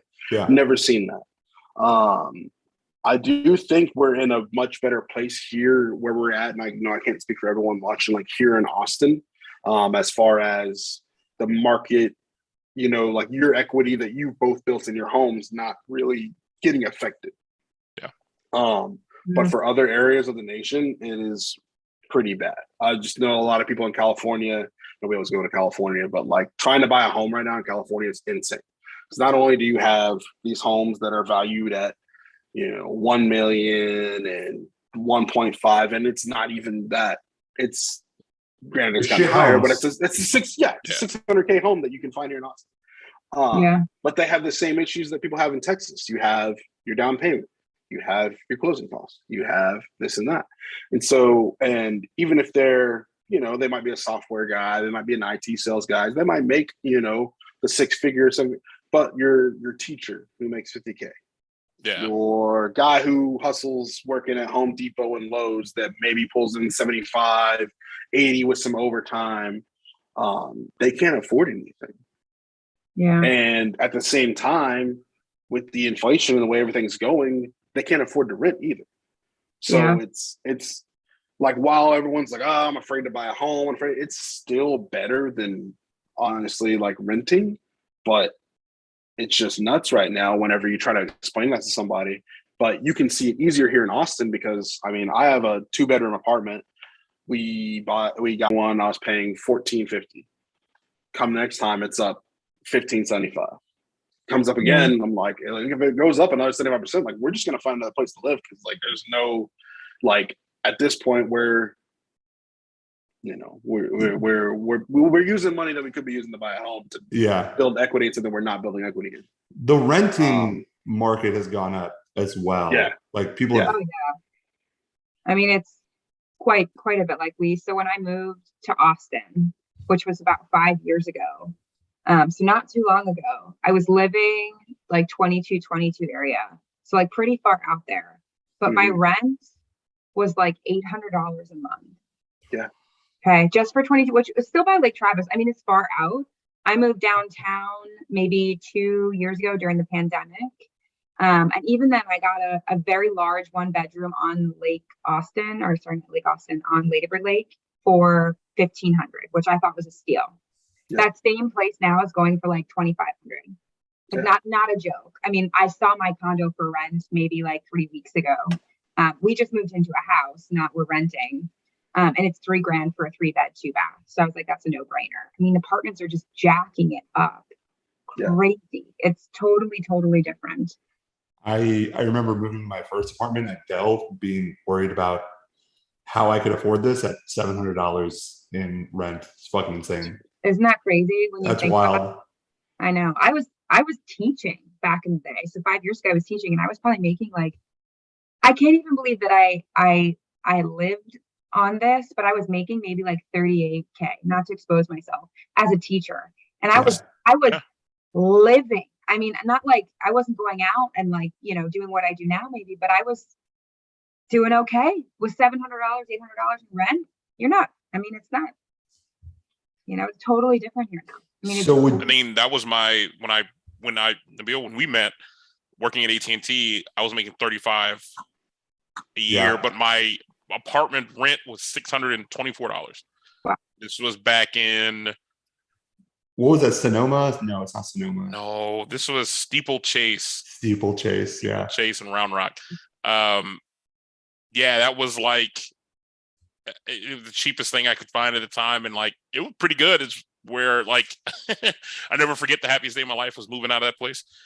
And I'm getting everything done, and we're wrapping up like the move, and the last thing I have was this like little shitty barbecue pit that I had on my patio, and I missed the last step going down the stairs and face plant into the barbecue pit as I then fall flat on my face. It was so just imagine moving all day in the heat. You just have no energy left. And my parents were there. Bro, please tell me you just kind of sat there for a second. I imagine that you just laid there. Yeah, just I'm assuming that this is a painful thing. It was not a comfortable thing. Yeah. I'm thinking of like my face broke my fall. In the Richmond area, it's almost cheaper to rent than to buy right now. So it leads me to my next question. With the housing market the way it is, would you still recommend people to buy? Because I mean, you're getting land, and that's always going to find its way in value versus rent. Yeah. I mean, what are your thoughts on that? Absolutely. It's still a great time to buy. The only problem is, and I was thinking about this on the way home because I was like, I feel like they're going to ask me this question. The problem right now with trying to buy is like, I'm not sure who that is. I can't see the name. It just says in the Richmond area. We're having trouble qualifying people because of how high the interest rates are and with the housing market here in Austin. So it's forced a lot of people to go outside of Austin proper. So looking at San Marcos, looking at New Braunfels, looking in Gerald, Belton, Colleen, these kind of areas, which not necessarily a bad thing, but those people don't always, not everybody works remote. Yeah. Not everybody can pick up and drive an hour to work every day. Not everybody, which it's, it might be common in some places. I know, like when I was in California, I used to be in the Navy. When I was in San Diego, people would drive an hour out to Temecula all the time. Like that was not uncommon for people to, because it was so expensive to live in San Diego, to drive to Temecula. That's not always an option for everybody. But the problem is, like I was talking about how we have the teachers or I say the common man because that sounds wrong. Like that's not really what it is, but it's the people that are your average home buyers and not your 6-figure, 7-figure. I've got all the assets in the world. I've never made a mistake in my life with my credit. I've saved up since I was 18, are having trouble finding homes in the Austin market because the interest rates are so high and the prices are where they are. They can't afford anything. And even if they can't afford it qualification wise, like I was talking about with the DTI issue, they can't afford that monthly payment. I can tell someone that makes $120,000 a month, hey, all right, well, we got you qualified at $500K, adding in your homeowner's insurance, your taxes, your $200 to $300 and possibly a month at HOA. If you're looking at a condo, you're going to be looking at about $3,800 a month. Excuse me. I pay $1,900 right now for my apartment, and I'm struggling. So it's still the best time to buy, but it doesn't make sense for everybody, and that's the difficult part. It's because if the interest rates were lower, more people would be buying. Right. Yeah. No, that's exactly. I did a home for a guy that he works in Houston, but he works in Baton Rouge, but he lives in Houston. Huh. Holy shit. Yeah, he's some kind of he does oil. He has oil tech rigging and So he's things like that. So he works site, for Probably 2 drives weeks. there into Baton Rouge, He stays in Baton drives Rouge. into Baton Rouge, stays there, and comes back. But for him, it made sense to buy, right? Because he's like, man, he used to be a homeowner before. He lost his home in the pandemic. He lost his job, and so then he had to sell his home in the pandemic to be able to, live. And then now he's purchasing a home again. But like I said, he's got a great job. He's got good credit. He has the assets that he's been saving on, working his ass off for. Not everybody has that. So what we're finding is, we'll have these people that are searching Zillow or searching Realtor.com, and they're like, oh man, $350,000. That looks really nice. I bet. Let me put a mortgage calculator in here. Okay, well, I have a friend that bought a home 2 years ago and said the interest rates are 275. So let me pop a 275 in there and see what that looks like. Okay, well, $1,800 a month. That looks like something I can do. In reality, it's not a 275. Yeah, it ain't there no more. That's been gone, bro. So how accurate are those calculators, by the way? Because I hear they're wildly inaccurate. Honestly, man, they're wildly inaccurate. The best thing to do is just consult your mortgage professional, or consult at least go look. What I do every now and then, if I don't have my NMLS up, is I'll just go Google mortgage rate today. You'll get an average rate of hey, if I had a credit score, this is not, take that rate, put it into a mortgage calculator, and then make your decision. Yeah. Because you don't want to be, you're going to get your answer whether or not, right? But you feel, I've done that before I was in this market. Before I was in this field, and I felt so stupid thinking that oh yeah, we're good. I was $1,800. I'm splitting, $900 with my girlfriend right now. I can buy that.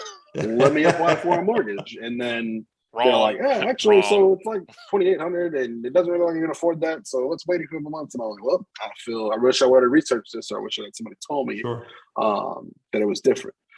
Yeah. One thing I did want to bring up, though, while we're talking about monthly payment and affordability and things like that, what you guys will notice as it's coming into play with your taxes is it's tax season. It is property tax season. What that means, especially for you guys here in the Austin market where it's been booming, is that 2021 market value is about to turn into the 2022 market value. When I tell you that I've seen a home jump from a market value of, I think I did one today where it was at $580K in 2021, and the new market value is going to be $750. Yeah. So you want to do, So let's say So I got your to sell tax my rate- house. Is what I'm hearing right now. I need to No, hurry up. what I'm trying to tell you is you guys got to be ready for when the tax bill comes out and they go take your escrow account and then they set your taxes back up for that monthly payment to be a little bit higher. That's why you got to make sure you're always applying for every exemption that you qualify for.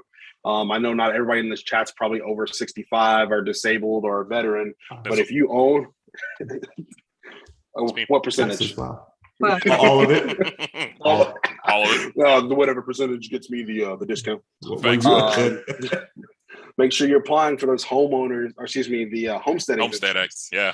Yes. Bro, speaking of the homestead, my biggest pet peeve of that thing, I applied when I bought my house. Like my realtor was on it. She was like, here's your forms, everything you need to fill out, fill this out, and then like I'll check. Bro, she had messaged me probably 3 months ago and was like, dude, it still hasn't gone through.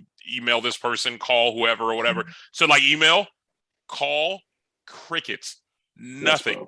Yes, I shit you not. Friday in Mexico, I got the email saying that it went through. And you know, I mean, I applied in January. I have no idea how to apply actually. Oh, How do you apply? I'm gonna I'll look for the link. We'll send you the link, man. We'll get you Okay. set up. Yeah. Actually, let me pause right there because we introduced you, but how do people get in contact with you? Please promote yourself. Absolutely. What's your email? All that stuff. Is the best way for me to put my email in the chat? Because I can do that. Yeah, right now. do that. Go for it. Oh, there's my cat. God, that cat's so awesome. look Big at ones. him. Get comfortable. Get comfortable. Yeah, he will. Awesome. He has no problem with that. Get comfy, buddy. Oh, don't show them that, buddy. I was gonna say, he's nice. Try to Blur. get banned from YouTube. This is a great show. Dude, he's so cute. Thank you. My cats are not that cool. Like they don't just like, I mean, they're not agile because they're very fat, but they literally don't just like jump up on my shoulder. Like that's not something that happens. He's very loving. When I tell you that the dog is my girlfriend's dog. And he once we got the cat, they they got along or whatever. The dog would never greet me. The dog respects me. The dog treats me as, I'm alpha, like he knows what it is. But he just wouldn't greet me. Unless I had food, he would not greet me. When I got home, this cat would come home and he would run up to me and jump in my arms, want to be held and greet me. When I tell you that the dog got so jealous that now every time I come in, he comes to the door to greet me. It is ridiculous. Hey, buddy. So He's all over you. So cute. So your dog sees you and it's just like, hey, what up, brother? Yeah, he's like, hey, man, what'd you bring? Like, oh, you hey, still here? Somebody needs to do this laundry. It's been sitting here for a while. That's funny shit. But yeah, I just put my email and my phone number in there. Like you said, you guys feel free to shoot me an email, give me a call, shoot me a text first. That way I can set up a call. That way you feel like, we got plenty of time to have conversation. I told Juan whenever I first look at getting Juan qualified, I was like, we don't always just qualify you or not qualify you and then hang up the phone. My whole job is to develop a game plan if you don't qualify to see what we can do later down the road to get you there. I don't make any promises. I can't say that I'm going to get you there, but what I can say is, hey, I'm going to make the steps and tell you what to do that could possibly get you there. And I'm not just going to stop calling you or not texting you. I'm going to check in, see how you're doing, things like that. So we don't like to just tell people, hey, you don't qualify. Appreciate your application. You'll get a letter in 30 days and you'll find out why you weren't qualified. That's not what we like to do. It's not how you build relationships. I'll give a plug for you guys as well. That's like, even though I went with a different group, I didn't even go through you. Like Chris and team still followed up with me. Even as I bought the house, I moved into the house, still got notifications from the guys. They shot me a message, email, just checking to see how everything was going. So hats off to y'all, man. Y'all do a really great job over there. And we sipped Tiff Streets, man. You forgot that part. They did send me Tiff Streets, and a lot of them. I think I ate some. Well, just buy a house. Yeah, we can get you some Tiff Streets. But yeah, man, make sure you apply for that homestead. It definitely will help you out. But yeah, I say that to say, like, we've got a lot of people that they might have thought they could afford their home at this payment. Now those taxes are coming out. It's going to be, we've told everyone, but it's going to be a little bit of a wake up call. So just make sure you guys are keeping that in mind. Make sure you're saving. if a lender brings that up to you and they say, hey, we're going to set your taxes up for this, but they're going to be this, make sure you're saving, or make sure you're heed what they're telling you, because the amount of conversations I've had to have with people and be like, hey, look, you can afford this home qualification rise if we close with the 2021 taxes, but based off the 2022 taxes, your payment's going to go up $300-400. Yeah. Oh, well, I don't know if that's going to be comfortable for me anymore. I don't know if it's like, okay, well, it's up to you ultimately. Is the homestead only a one-time thing, or can you do that every year? Oh, well, when you apply for it, you don't have to apply for it. You should be able to just keep it on there. Now, what happens is some people will apply for that homestead and say that it's a primary home, and then they'll do an investment cash out and then get upset whenever the homestead gets removed and they can no longer use that homestead. It's like, well, homestead is for your home. It's not for your short-term rentals, your Airbnbs, your investment properties, things like that. Yeah. It says it literally can't find my house. Oh, you don't exist. But no, the limit does not exist. The limit does not exist. We can take that. Oh, there it is. I found it. Did you find it? I was gonna say, I was like, I can look up your like legal description and we can Google that. And I want you to go ahead and let everyone know my legal descriptions. Yeah, just throw all that. Do you really want me to? Do you guys know how to do that? I can always teach you how to do that. If you, I mean, not that it matters. We can do a workshop. Yeah, I was gonna say we can get on YouTube, show you guys how to look up tax bills. Do the daily Convo workshop, and for all who want to come on, set it up. Little DIY. I'm just looking at all this stuff right now. So cool. Chris, I'm curious. As long as you've kind of been doing this thing, like, have you come across something that's just been like mind blowing, or just like a weird situation, or just you had to jump through some crazy hoops to like pull some shit off for people, to make some shit work outside of me? No, neither of you guys. No. So what I did have recently is we had a borrower who do you want me to tell you the fraud story, like the bad stuff? Or do you want definitely. Yes, actually, 100%. That too. I want to hear that and the crazy shit. Let me tell the fraud story Spill first, the tea, because this dude pissed me off so much. Oh my god.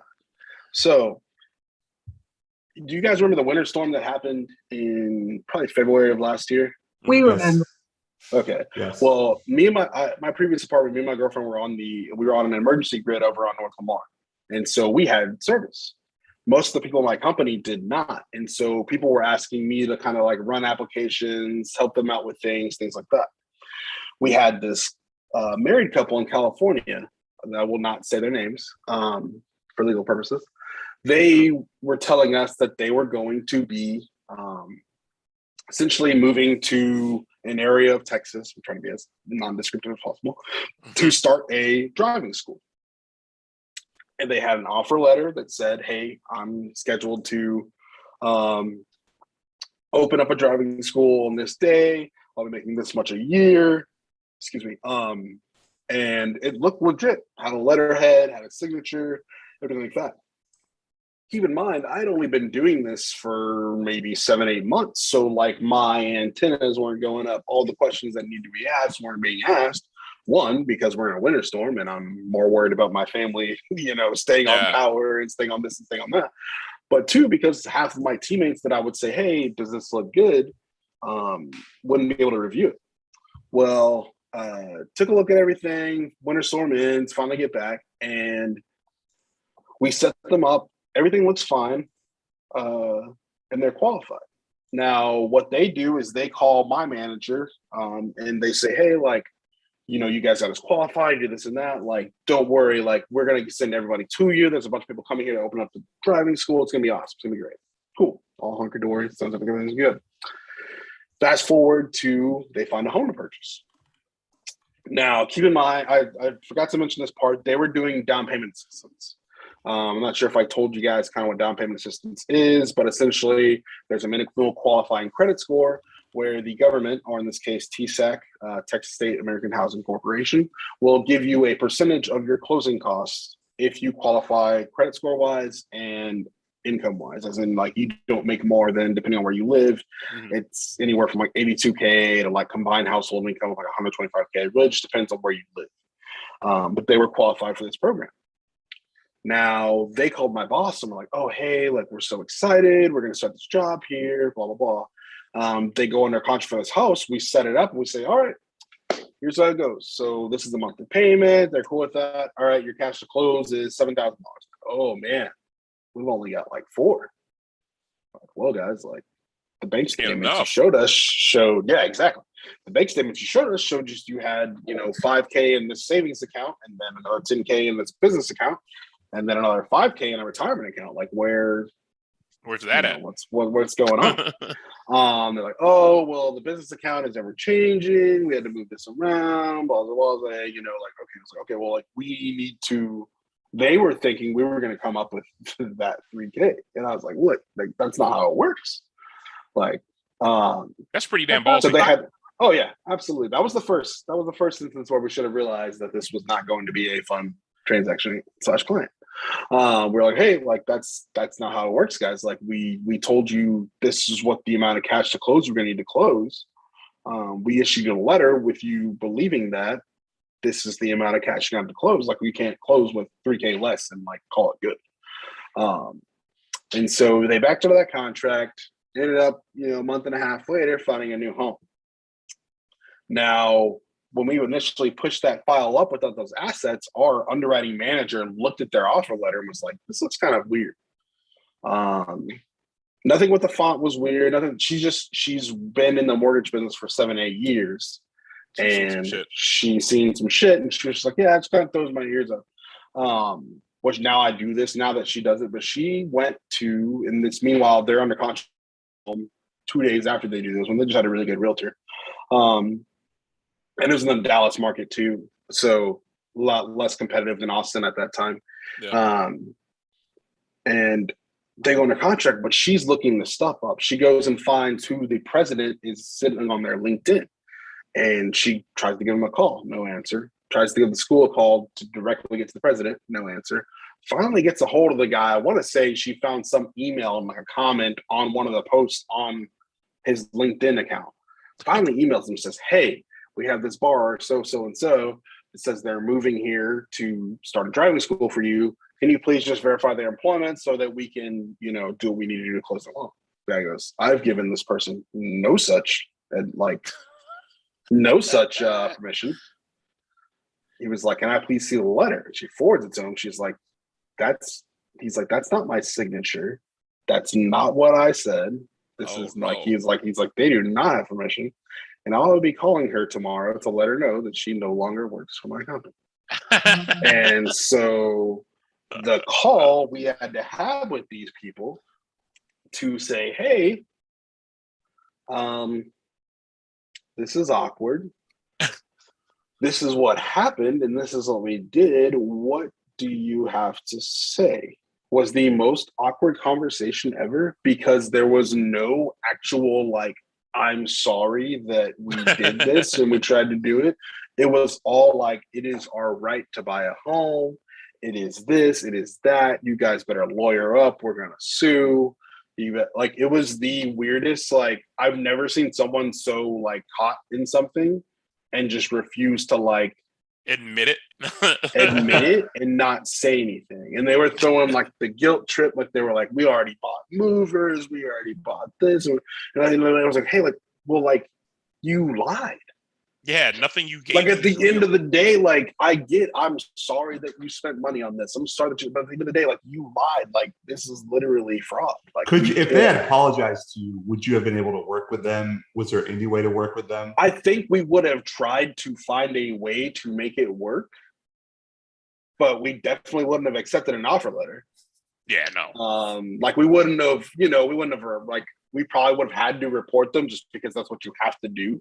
You have to report suspicious activities. I'm pretty sure you did. Yeah. I wasn't high up in the company yet, but yeah, I mean, 95% positive. Because, like I said, like, if that's one of those, we had to call all the realtors and tell them what happened. Yeah. And so now their paychecks, their earnest money, the sellers paying their mortgage, thinking that someone else is going to pay it next month. Like, all these things happening are going into play, and because we know they're not going to call and deliver that news, we get to call them and say, "Hey, so and get the 1,000 Turns out- questions and angry fucking people and just Yep. breathing down your shit. Yep. God, man. dude. So, That was a fun day. so what was the craziest amount of hoops that you had to jump through to get someone a home? To get someone qualified. Oh, bro, Yeah. I had a VA guy. This is actually a crazy story. This is probably my favorite mortgage story because this is the one that made me like realize like, wow, I really love this job. Would you, Biggie? Hey, Great name. settle down, sir. Notorious. Victorious. Call Biggie your bean. So we had a VA loan guy. His guy's name was Carlos. He actually left us a review, so I'm going to use his name. He's fine. He's good to go. He was a veteran in the Navy, lost his hearing to some kind of, and I mean, I can see it. He was like an air boatswain's mate, lost his hearing to some kind of jet accident, had super bad tinnitus. His only income was, he's Dr. Silicon. Talo. It was me. It's Dr. Piscillian. Piscillian. It was Dr. Piscillian. No, I'm glad to see you're a doctor now and you're no longer running a driving school. So my man's had his only income was disability because he literally could not work. He literally was only getting his paycheck from from his VA disability once a month. He had no liabilities. I think he had one credit card, actually. I'm sorry. He had one credit card, but he had 2 kids. Now, how the VA works is there's something called residual income. Essentially what the VA likes to see is that, and it's kind of weird that none of the other guidelines do, but the VA likes to know that not only can you afford to pay your monthly bills and your housing payment, but that you have money left over to afford things like utilities, food, water, like, everything that comes with buying and owning a home. Like I said, super weird that other guidelines don't really care about that, but not here nor there. So when you have a certain amount of dependents, that goes into the calculation for your residual income. Well, I called Carlos and I found out that he does have 2 kids, but only one of his kids lives with him. So I was like, okay, that's something I'll definitely, keep in mind later on the road. Carlos goes on a contract for a new build. He pushes us. I don't know if you guys have worked with a new build, but new build lenders are notoriously good at making it seem like you can't go with anyone else. It's not the case. You can decide who your lender is up to literally the day of closing. They make it seem like you have to decide right then and there. Oh, right then and there. Yeah, they tie all these, closing cost incentives to it, but then they'll tie, hey, you close with us, you get $7K, but then all right, cool, I'm gonna charge them $3,500 in points and then another $1,600 in lender, my lender fees. So really you're getting about $1,200 in lender credit. They'll just do all these kind of things that they'll take advantage of somebody that's maybe not paying attention or maybe doesn't know their options. So he was pushing us and saying, hey, I want to go with you guys, but the builders offer me this. And it's a VA loan and it's a new build. So with the amount of credit he was getting, he basically had $800 for cash to close. And I'm not joking with you. It was literally $800. I actually think once he added the $1,000 of his earnest money, his earnest money deposit, he was going to get a portion of his earnest money back. So he was actually going to get $200 from buying a home because he put $1,000 in earnest money. Jesus. Yeah, man. VA loans are really sweet. But anyway, so we ended up losing them because we couldn't give them that much in credit. It didn't make sense for us as a company, but we were like, hey man, if anything happens and they're not able to qualify you, please come back. Let us know. We want to make it work for you. He calls me probably, I want to say it was 3 weeks after that. Because he hadn't yet applied with the builder's lender, and he says, hey man, and he was kind of tearing up, crying. He was like, dude, don't know what's happening. The builder's lender says they can't qualify me. You guys have me qualified. They're telling me if I can get a pre-approval underwritten letter from you guys in 3 days, we can make it happen. I was like, all right, man. Well, I appreciate you calling me back. I'm glad you do this. I know when we had you qualified earlier, there were some, there was things that are what they were. Has anything changed? And he's like, oh, I did open another credit card. I definitely put another one. Yes, bro. Yes. I bought a Ferrari. While we're talking, just so I can add it, do not if you're in the home buying process and you're serious about buying and you're like 30-day window clause, do not apply for any other credit. Yeah. Bro, I was freaking out about buying anything that was like more than $200. And people were like, no, you can go up to like 1,000. I'm like, fuck that. I'm not risking it. I've waited this long.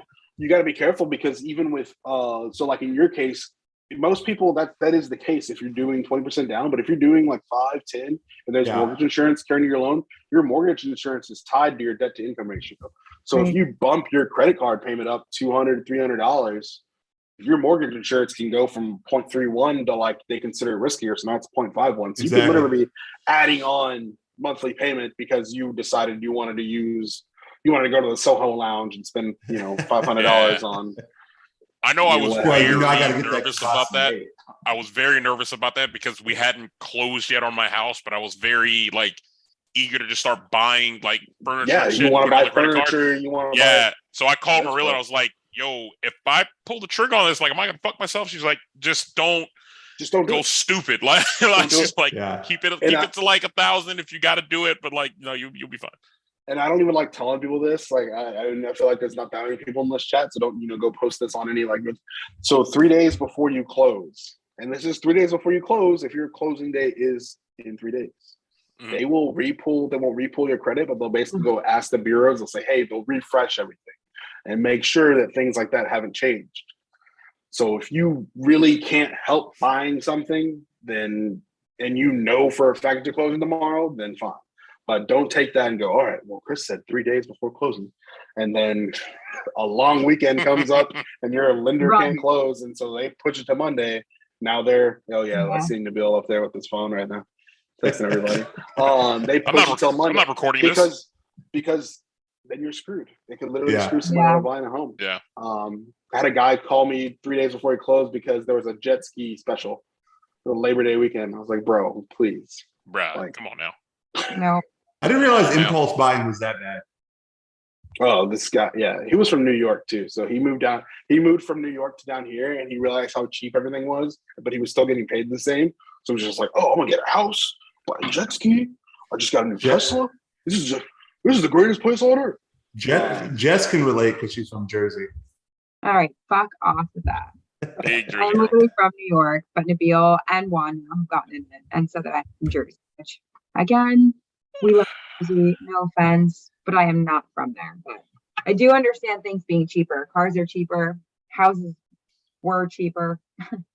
Yeah, you can't drive a jet ski on the Hudson either. So that's absolutely correct. I mean, you can, but that'd be disgusting. Nobody wants that. Nobody wants that. So why am I forgetting? Carlos comes back and says, all right, well, if you guys can do this, that would be amazing. So I look at it with my team, right? And I look at running it each and every way. And we pull his credit on a Friday and we're trying to run it through the automated underwriting system. I'm just not getting approval. And I'm like, damn, I really don't want to call this guy and tell him we can't do it. I was like, let's sleep on it. We have 3 more days. Let's sleep on it. Come back on Monday. We'll try it again. Fast forward to Monday, try running again. Not approving. And I call Carlos. I'm like, hey, man, really start to tell you about which those are the worst calls ever of all time. Nothing can prepare you for like calling someone and telling them, 1, that they don't qualify for a home, but 2, like they were previously qualified, but now something that they may have did cause them to no longer qualify. Yeah. Because now they're feeling like, why did I do this? What could I have done different? That kind of thing. So just a very stressful, very not fun conversation. Yeah. And so I'm like, hey man, I'm really sorry. Like we looked at this, 8 times till Sunday, like trying to make this work. I just really apologize. And of course, he's upset, not at me, but just upset at how could this happen? Like I didn't realize that this would affect me so much. The builder's lender didn't tell me this. I'm like, hey man, I'm really sorry about all this.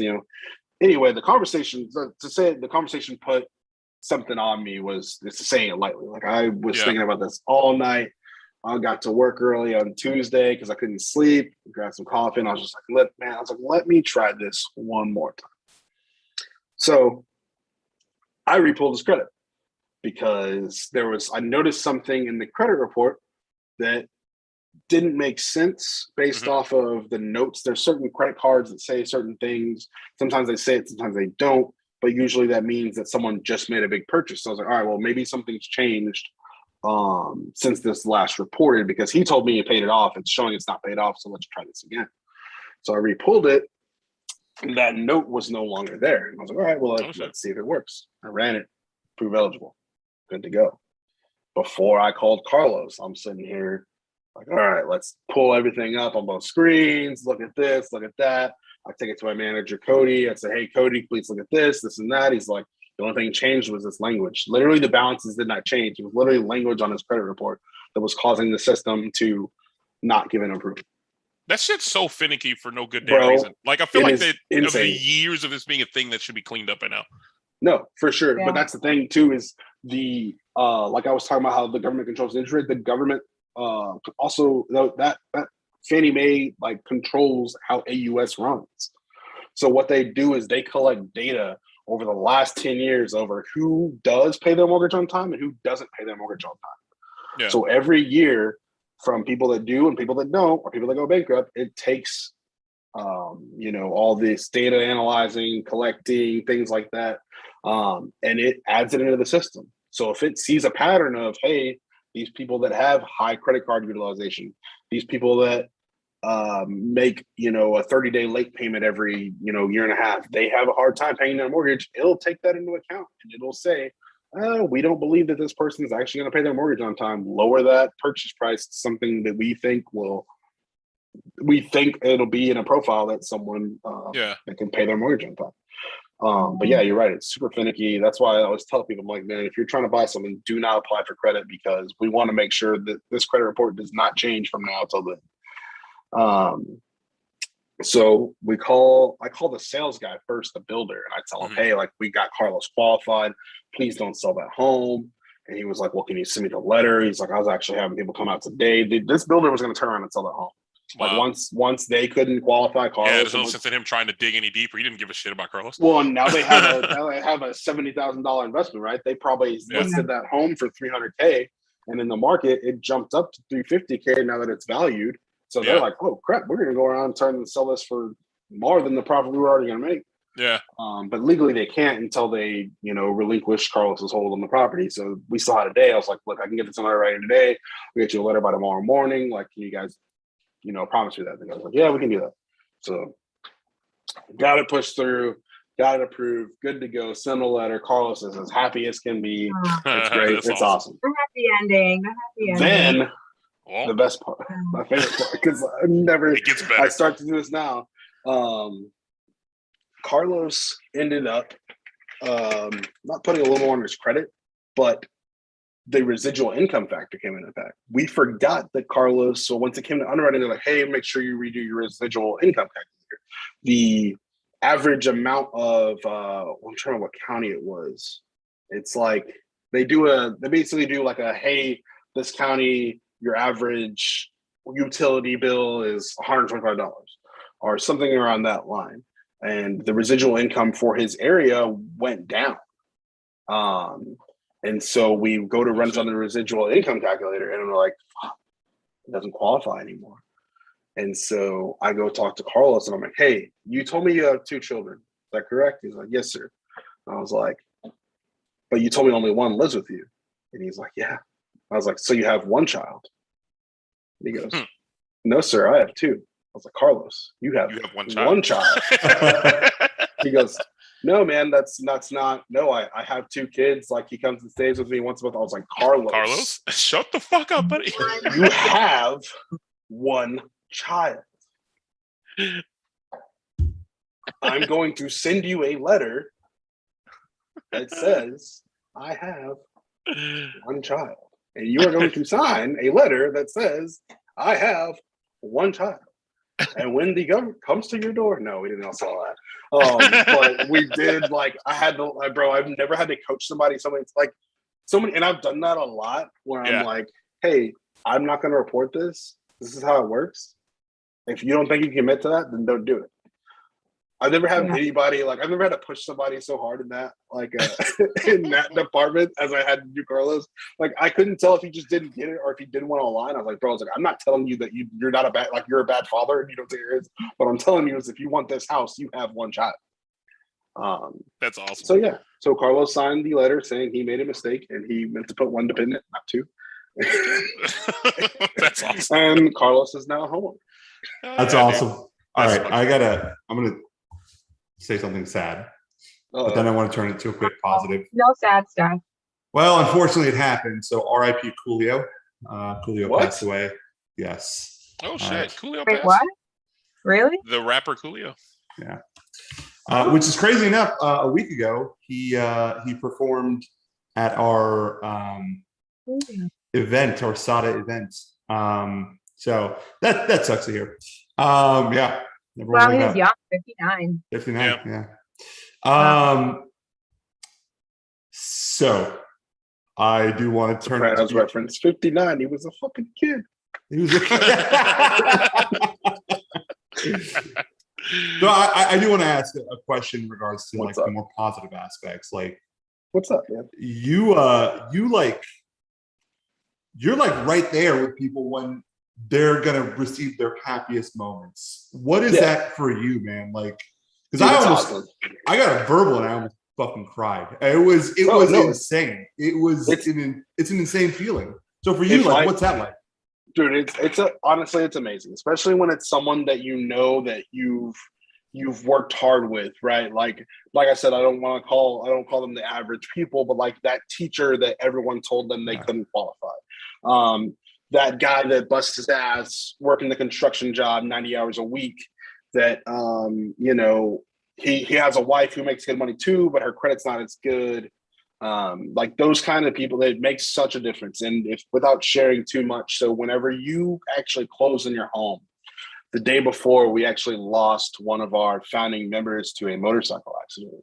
So it was like super somber in the office. And I remember you trying to work with, I think it was Chelsea and everybody. Yeah. And which, by the way, thank you so much for being like an angel and patience that time. There were some people that totally did not understand how much his name was Chris as well. Chris meant to the company. So when I called you, I was like, hey, dude, like, you know, I was like, I'm so happy you bought your home. He's like, oh yeah, like, you know, I'm so sorry about you. Like it literally made my day because of the amount of somberness in that office. And when I got off the phone, I told everybody, like, hey guys, like I know we're all going through it right now, but like Nabil wants to let us know, like it was amazing. His realtor's happy. Like when I told them that, like like the smiles came back because it was just super most somber moment in the office. So long story short, I say that all to say like it is an amazing moment whenever you help someone get into a home that they either necessarily didn't think that they could do, or the process was so difficult in qualifying or working to find a realtor, working to find that home. In your instance, offering on 15 homes before you actually got an offer accepted.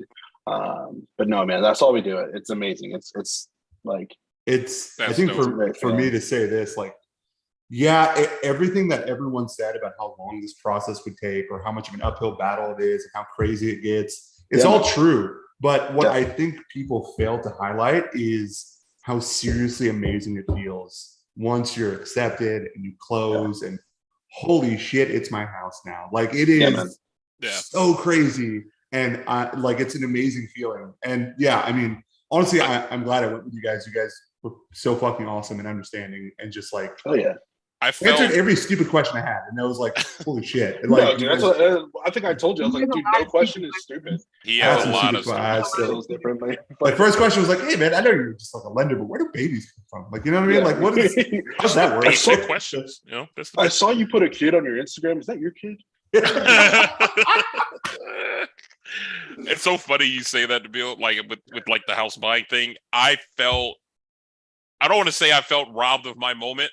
But I was so naive to everything that like my realtor called me and said, yo, you're approved and you're in. I'm like, all right, so like, can I still lose the house? Like, do I still just shell shock? Like, there was a lot of shit prior to that like, oh, I thought we're good, and then we weren't, and then we're good. Oh no, we're not, and now I got to jump to another letter. So I went through all of this shit. So like, I kid you not, it wasn't until I got the keys in my hand where I was like, that you were like, I guess we're good now. Like, is there anything else that could possibly come up?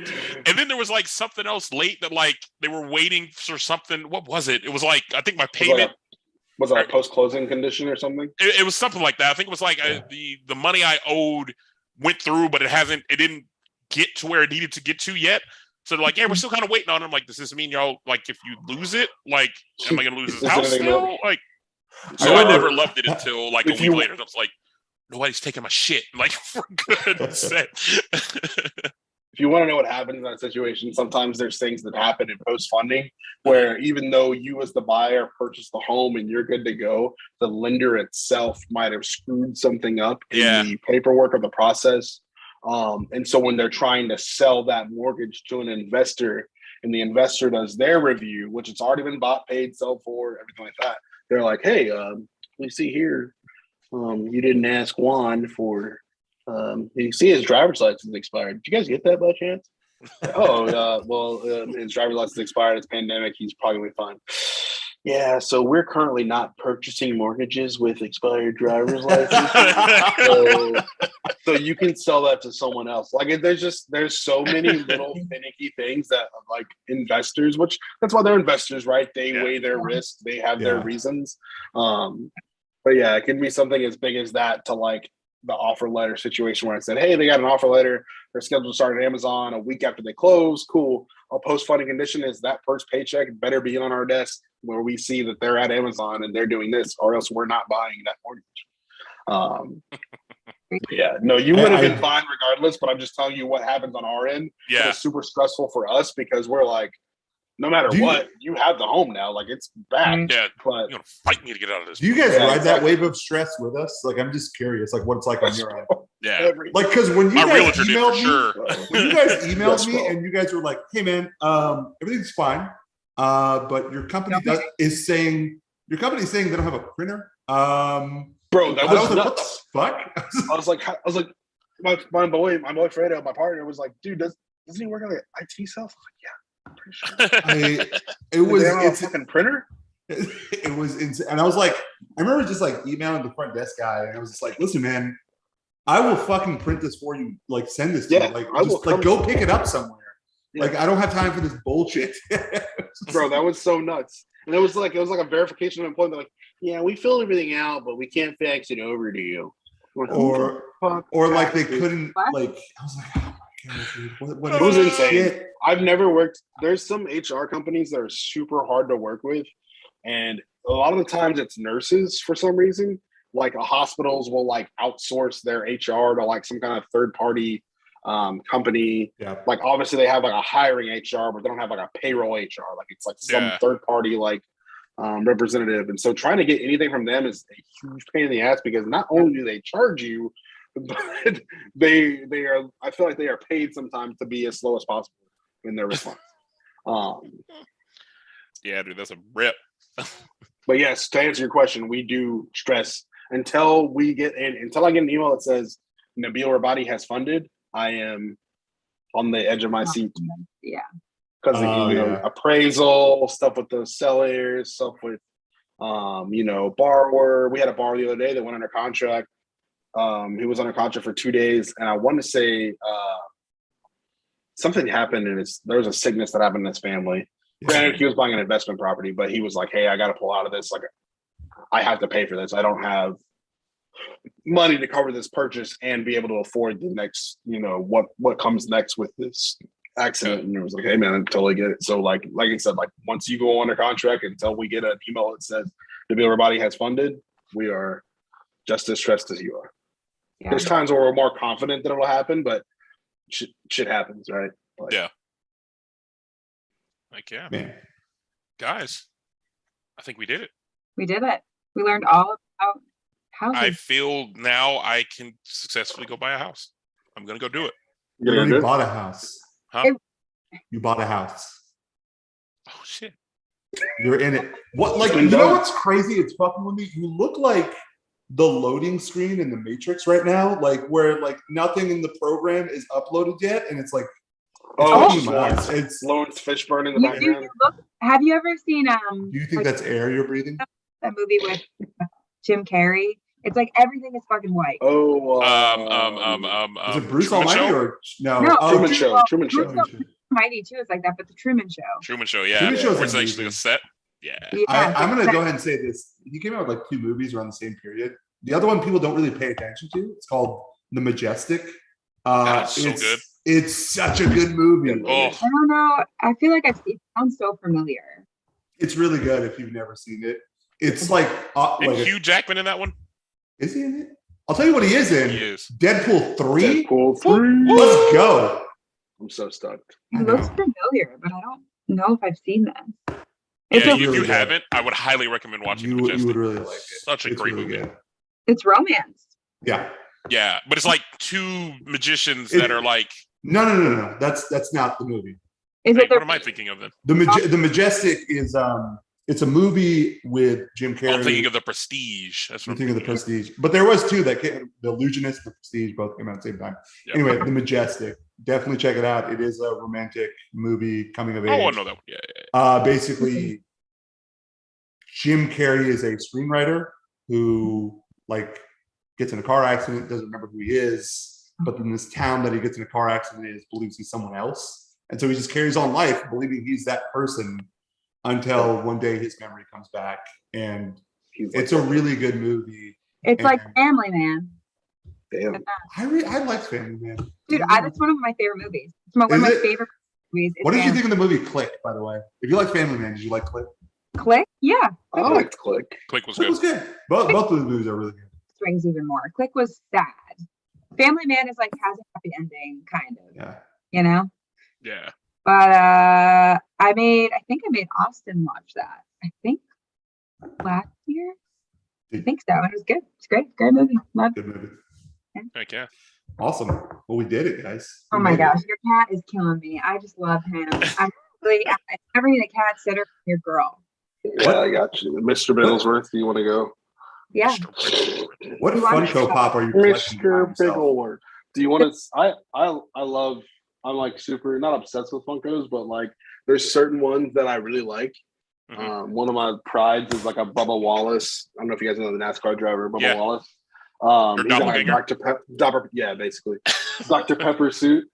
That's awesome. I got a Bevo one, a couple of Star Wars ones. I don't know, they're super cool. My daughter loves, I'm trying to teach her the value of not opening the box and like just Yeah. admiring Never it. mind. It's super, super hard.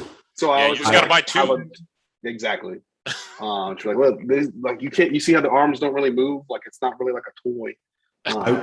I want to buy one and then I don't because I know once I start buying them, I'm gonna keep buying them because I have a collector's heart. And I don't like look at like, oh, I need number 101. Like it's literally just like, yo, that one is like dope as fuck. Like I want it.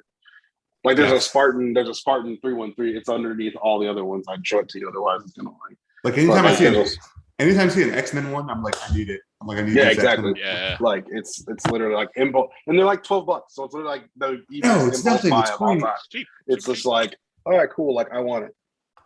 So Chris, Yeah. as we end all our shows, man, what do you want to leave with people? What's your final parting words, my guy?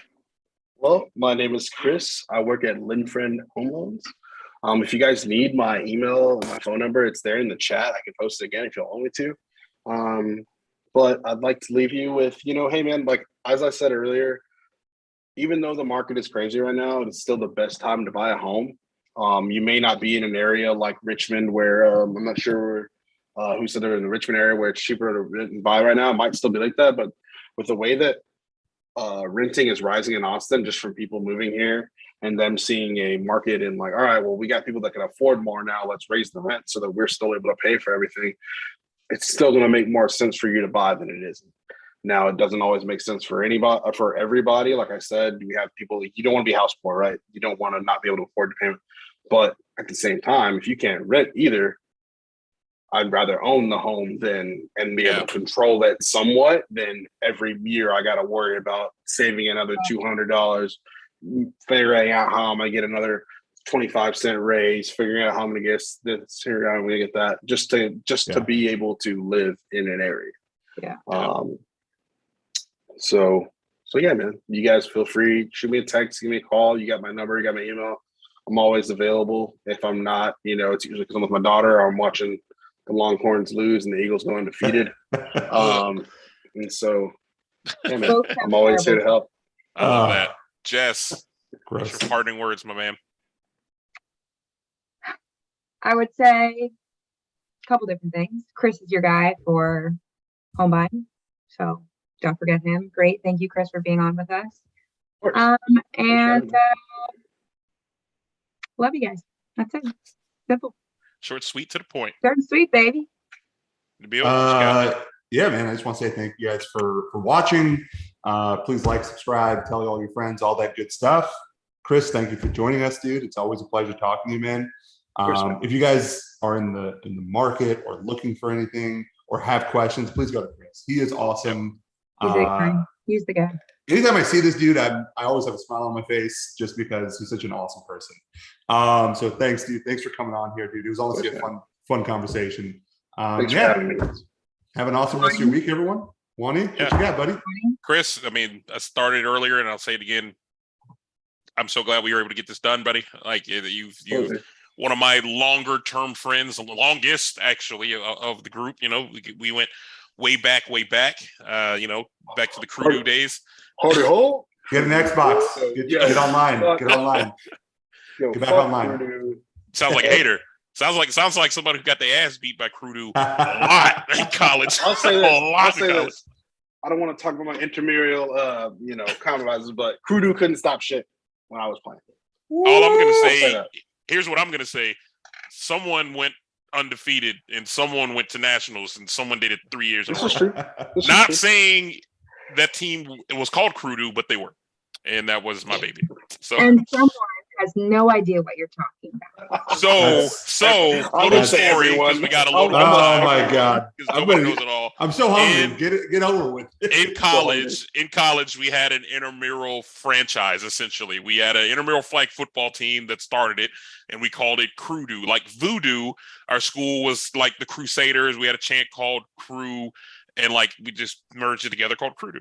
That was fun. I don't know if that works. I'm gonna be honest with you. So there's a whole backstory to where the name came from. Right there We with did you. a Crudo chant at a volleyball game. The team won, so then we kept the saying going, and then we put it on a shirt and ruined everybody's lives because they fucking hated us. We were the most hated people, and it brought me so much joy because they just hated us because we were good. That was the only real reason that people hated us. We were recruiting people, so then we took the football team to soccer where we were great. We had a softball team, we were great. Like you name a sport, Crudo was there as the villains. I think the reason people hated it is because they actually it was you forgot to tell the important part that it was Co-ed. co-ed. It was co-ed. And their girls actually knew how to play the sports. So they could Yeah. use the same Like, bathroom. like the other teams would be like, hey, like you watch football in like sometimes a couple of days, like you know how to play kind of, like, do you want to come play? Like, yeah. See, And they'd be throwing the ball like this. Yeah, Like, they had a girl everybody- playing quarterback. I was like, what the fuck Yeah. is going on? everybody was out here trying to recruit like their female friends that they just knew. Yeah. Where I Yeah. was going out recruiting Looking for ex-athletes. athletes. Runs Exactly. Either runs you at played high school basketball softball. games, high Yep. school basketball games. Like, all right, Belton, huh? She'll be in college next year. Hey, If you ran out of eligibility and you could no longer play D3 football or any form of a sport, then I was like, I got a spot for you on the team. Wow. You want to keep it going? Wow. And it's literally how we would find other teams who had a good player. Like they Yeah. might have had a good girl, like Cammy Lilly was on a terrible team. I watched her like get furious at her team because nobody gave a shit. She's just out there like busting her ass. So I literally went to her after the game. It's like, if you want to win, come play for us next season. So you scouted somebody. Oh, I was at every game. I scouted everybody. Yeah. My second year team was our base team and then made up of everyone else who was just good on a bad team. And we just brought them over. So then everyone hated us because we kept stealing all their friends. It was great. You bitch. It was Well, great. he's not telling you, he was also head coach of another flag football team. Yeah, but I don't want to put that on my record. I don't want to put that on my record. Why? So here's why I don't want to put them on record, Chris. And you've seen Crudo in their action. I couldn't get these people to do one practice, not one God. time. We Like- were there We're was talking about practice. Talking about practice, like I together, couldn't. I had that much. but we did win. They won. We They did. But they didn't But- have And honestly, athletic team just had no idea what we were doing. one ball, Facts. but they didn't win the right way. they didn't win the way I would. Not they didn't play my ball. You They know didn't what? play You know that what? Thomas brand of People football. still winning. That's true. And under his belt, you know. But Well- it was legit. He created like He knows the wristbands. and I we remember had that shit. plays That was so on stupid. and we would like run with it, and we still kind of sucked. That wasn't my fault. It was just Yeah. us. It was Bro, great. shit was so demeaning sometimes. Like, I'd be like, they're like, all right, we're just gonna double cover him because nobody else can catch pass. And straight up would just double cover me, and everybody else on my team would just be fumbling the bag the whole time. And I'm like, bro, like, I can't. We were I didn't go to- we were I complete didn't go to assholes. college for this. I didn't go to We college were, for this. Like, I we came here were to meet complete people. assholes. I came here to have fun. I didn't come here, you know, like I didn't ask for this. We actually had somebody tell us that. They're like, guys, you know, this is just like a fun thing. I'm like, well, I'm sorry, I don't have fun losing. Was literally remember- our response. I think- I don't have fun I losing. think- I think that was my friend Jason. Yeah. I think that was Jason. I think Jason said that. Like, he was totally joking, like he was trying to be an asshole, but you made him look like even stupider than he already Facts. was. Like, he's like, hey guys, you know, this is for fun, and like laughing, and you're like, yeah, we think winning's for fun. He was like, We're having Wow. tons of fun. He You goes- should also he have goes- fun. I'm sorry. damn, you're not having that fun. really backfired. Oh man, but Chris, again, bro, thanks for doing this. This was a long time Yes. coming. Everybody who's Absolutely. stuck in here to watch, thank y'all so much. Again, the show Yes. would be absolutely nothing without our fan base. Those who stick with us through all of the bullshit. I mean, you know, half the time our show, we don't have a direction. We have a general idea, but we wing a lot of this shit. And y'all keep coming back, man. So it means a lot. Like I like to end this season show when the Beal doesn't ruin it for me. You know, do something nice for somebody, man. Just find some rando, try it out. If everybody just like does one little thing to give a shit about somebody else, see how things change. Until we meet I like again. that. That's Nabil Rabadi. That's Jess Lerner. That's my boy Chris Wise. I'm Juan T.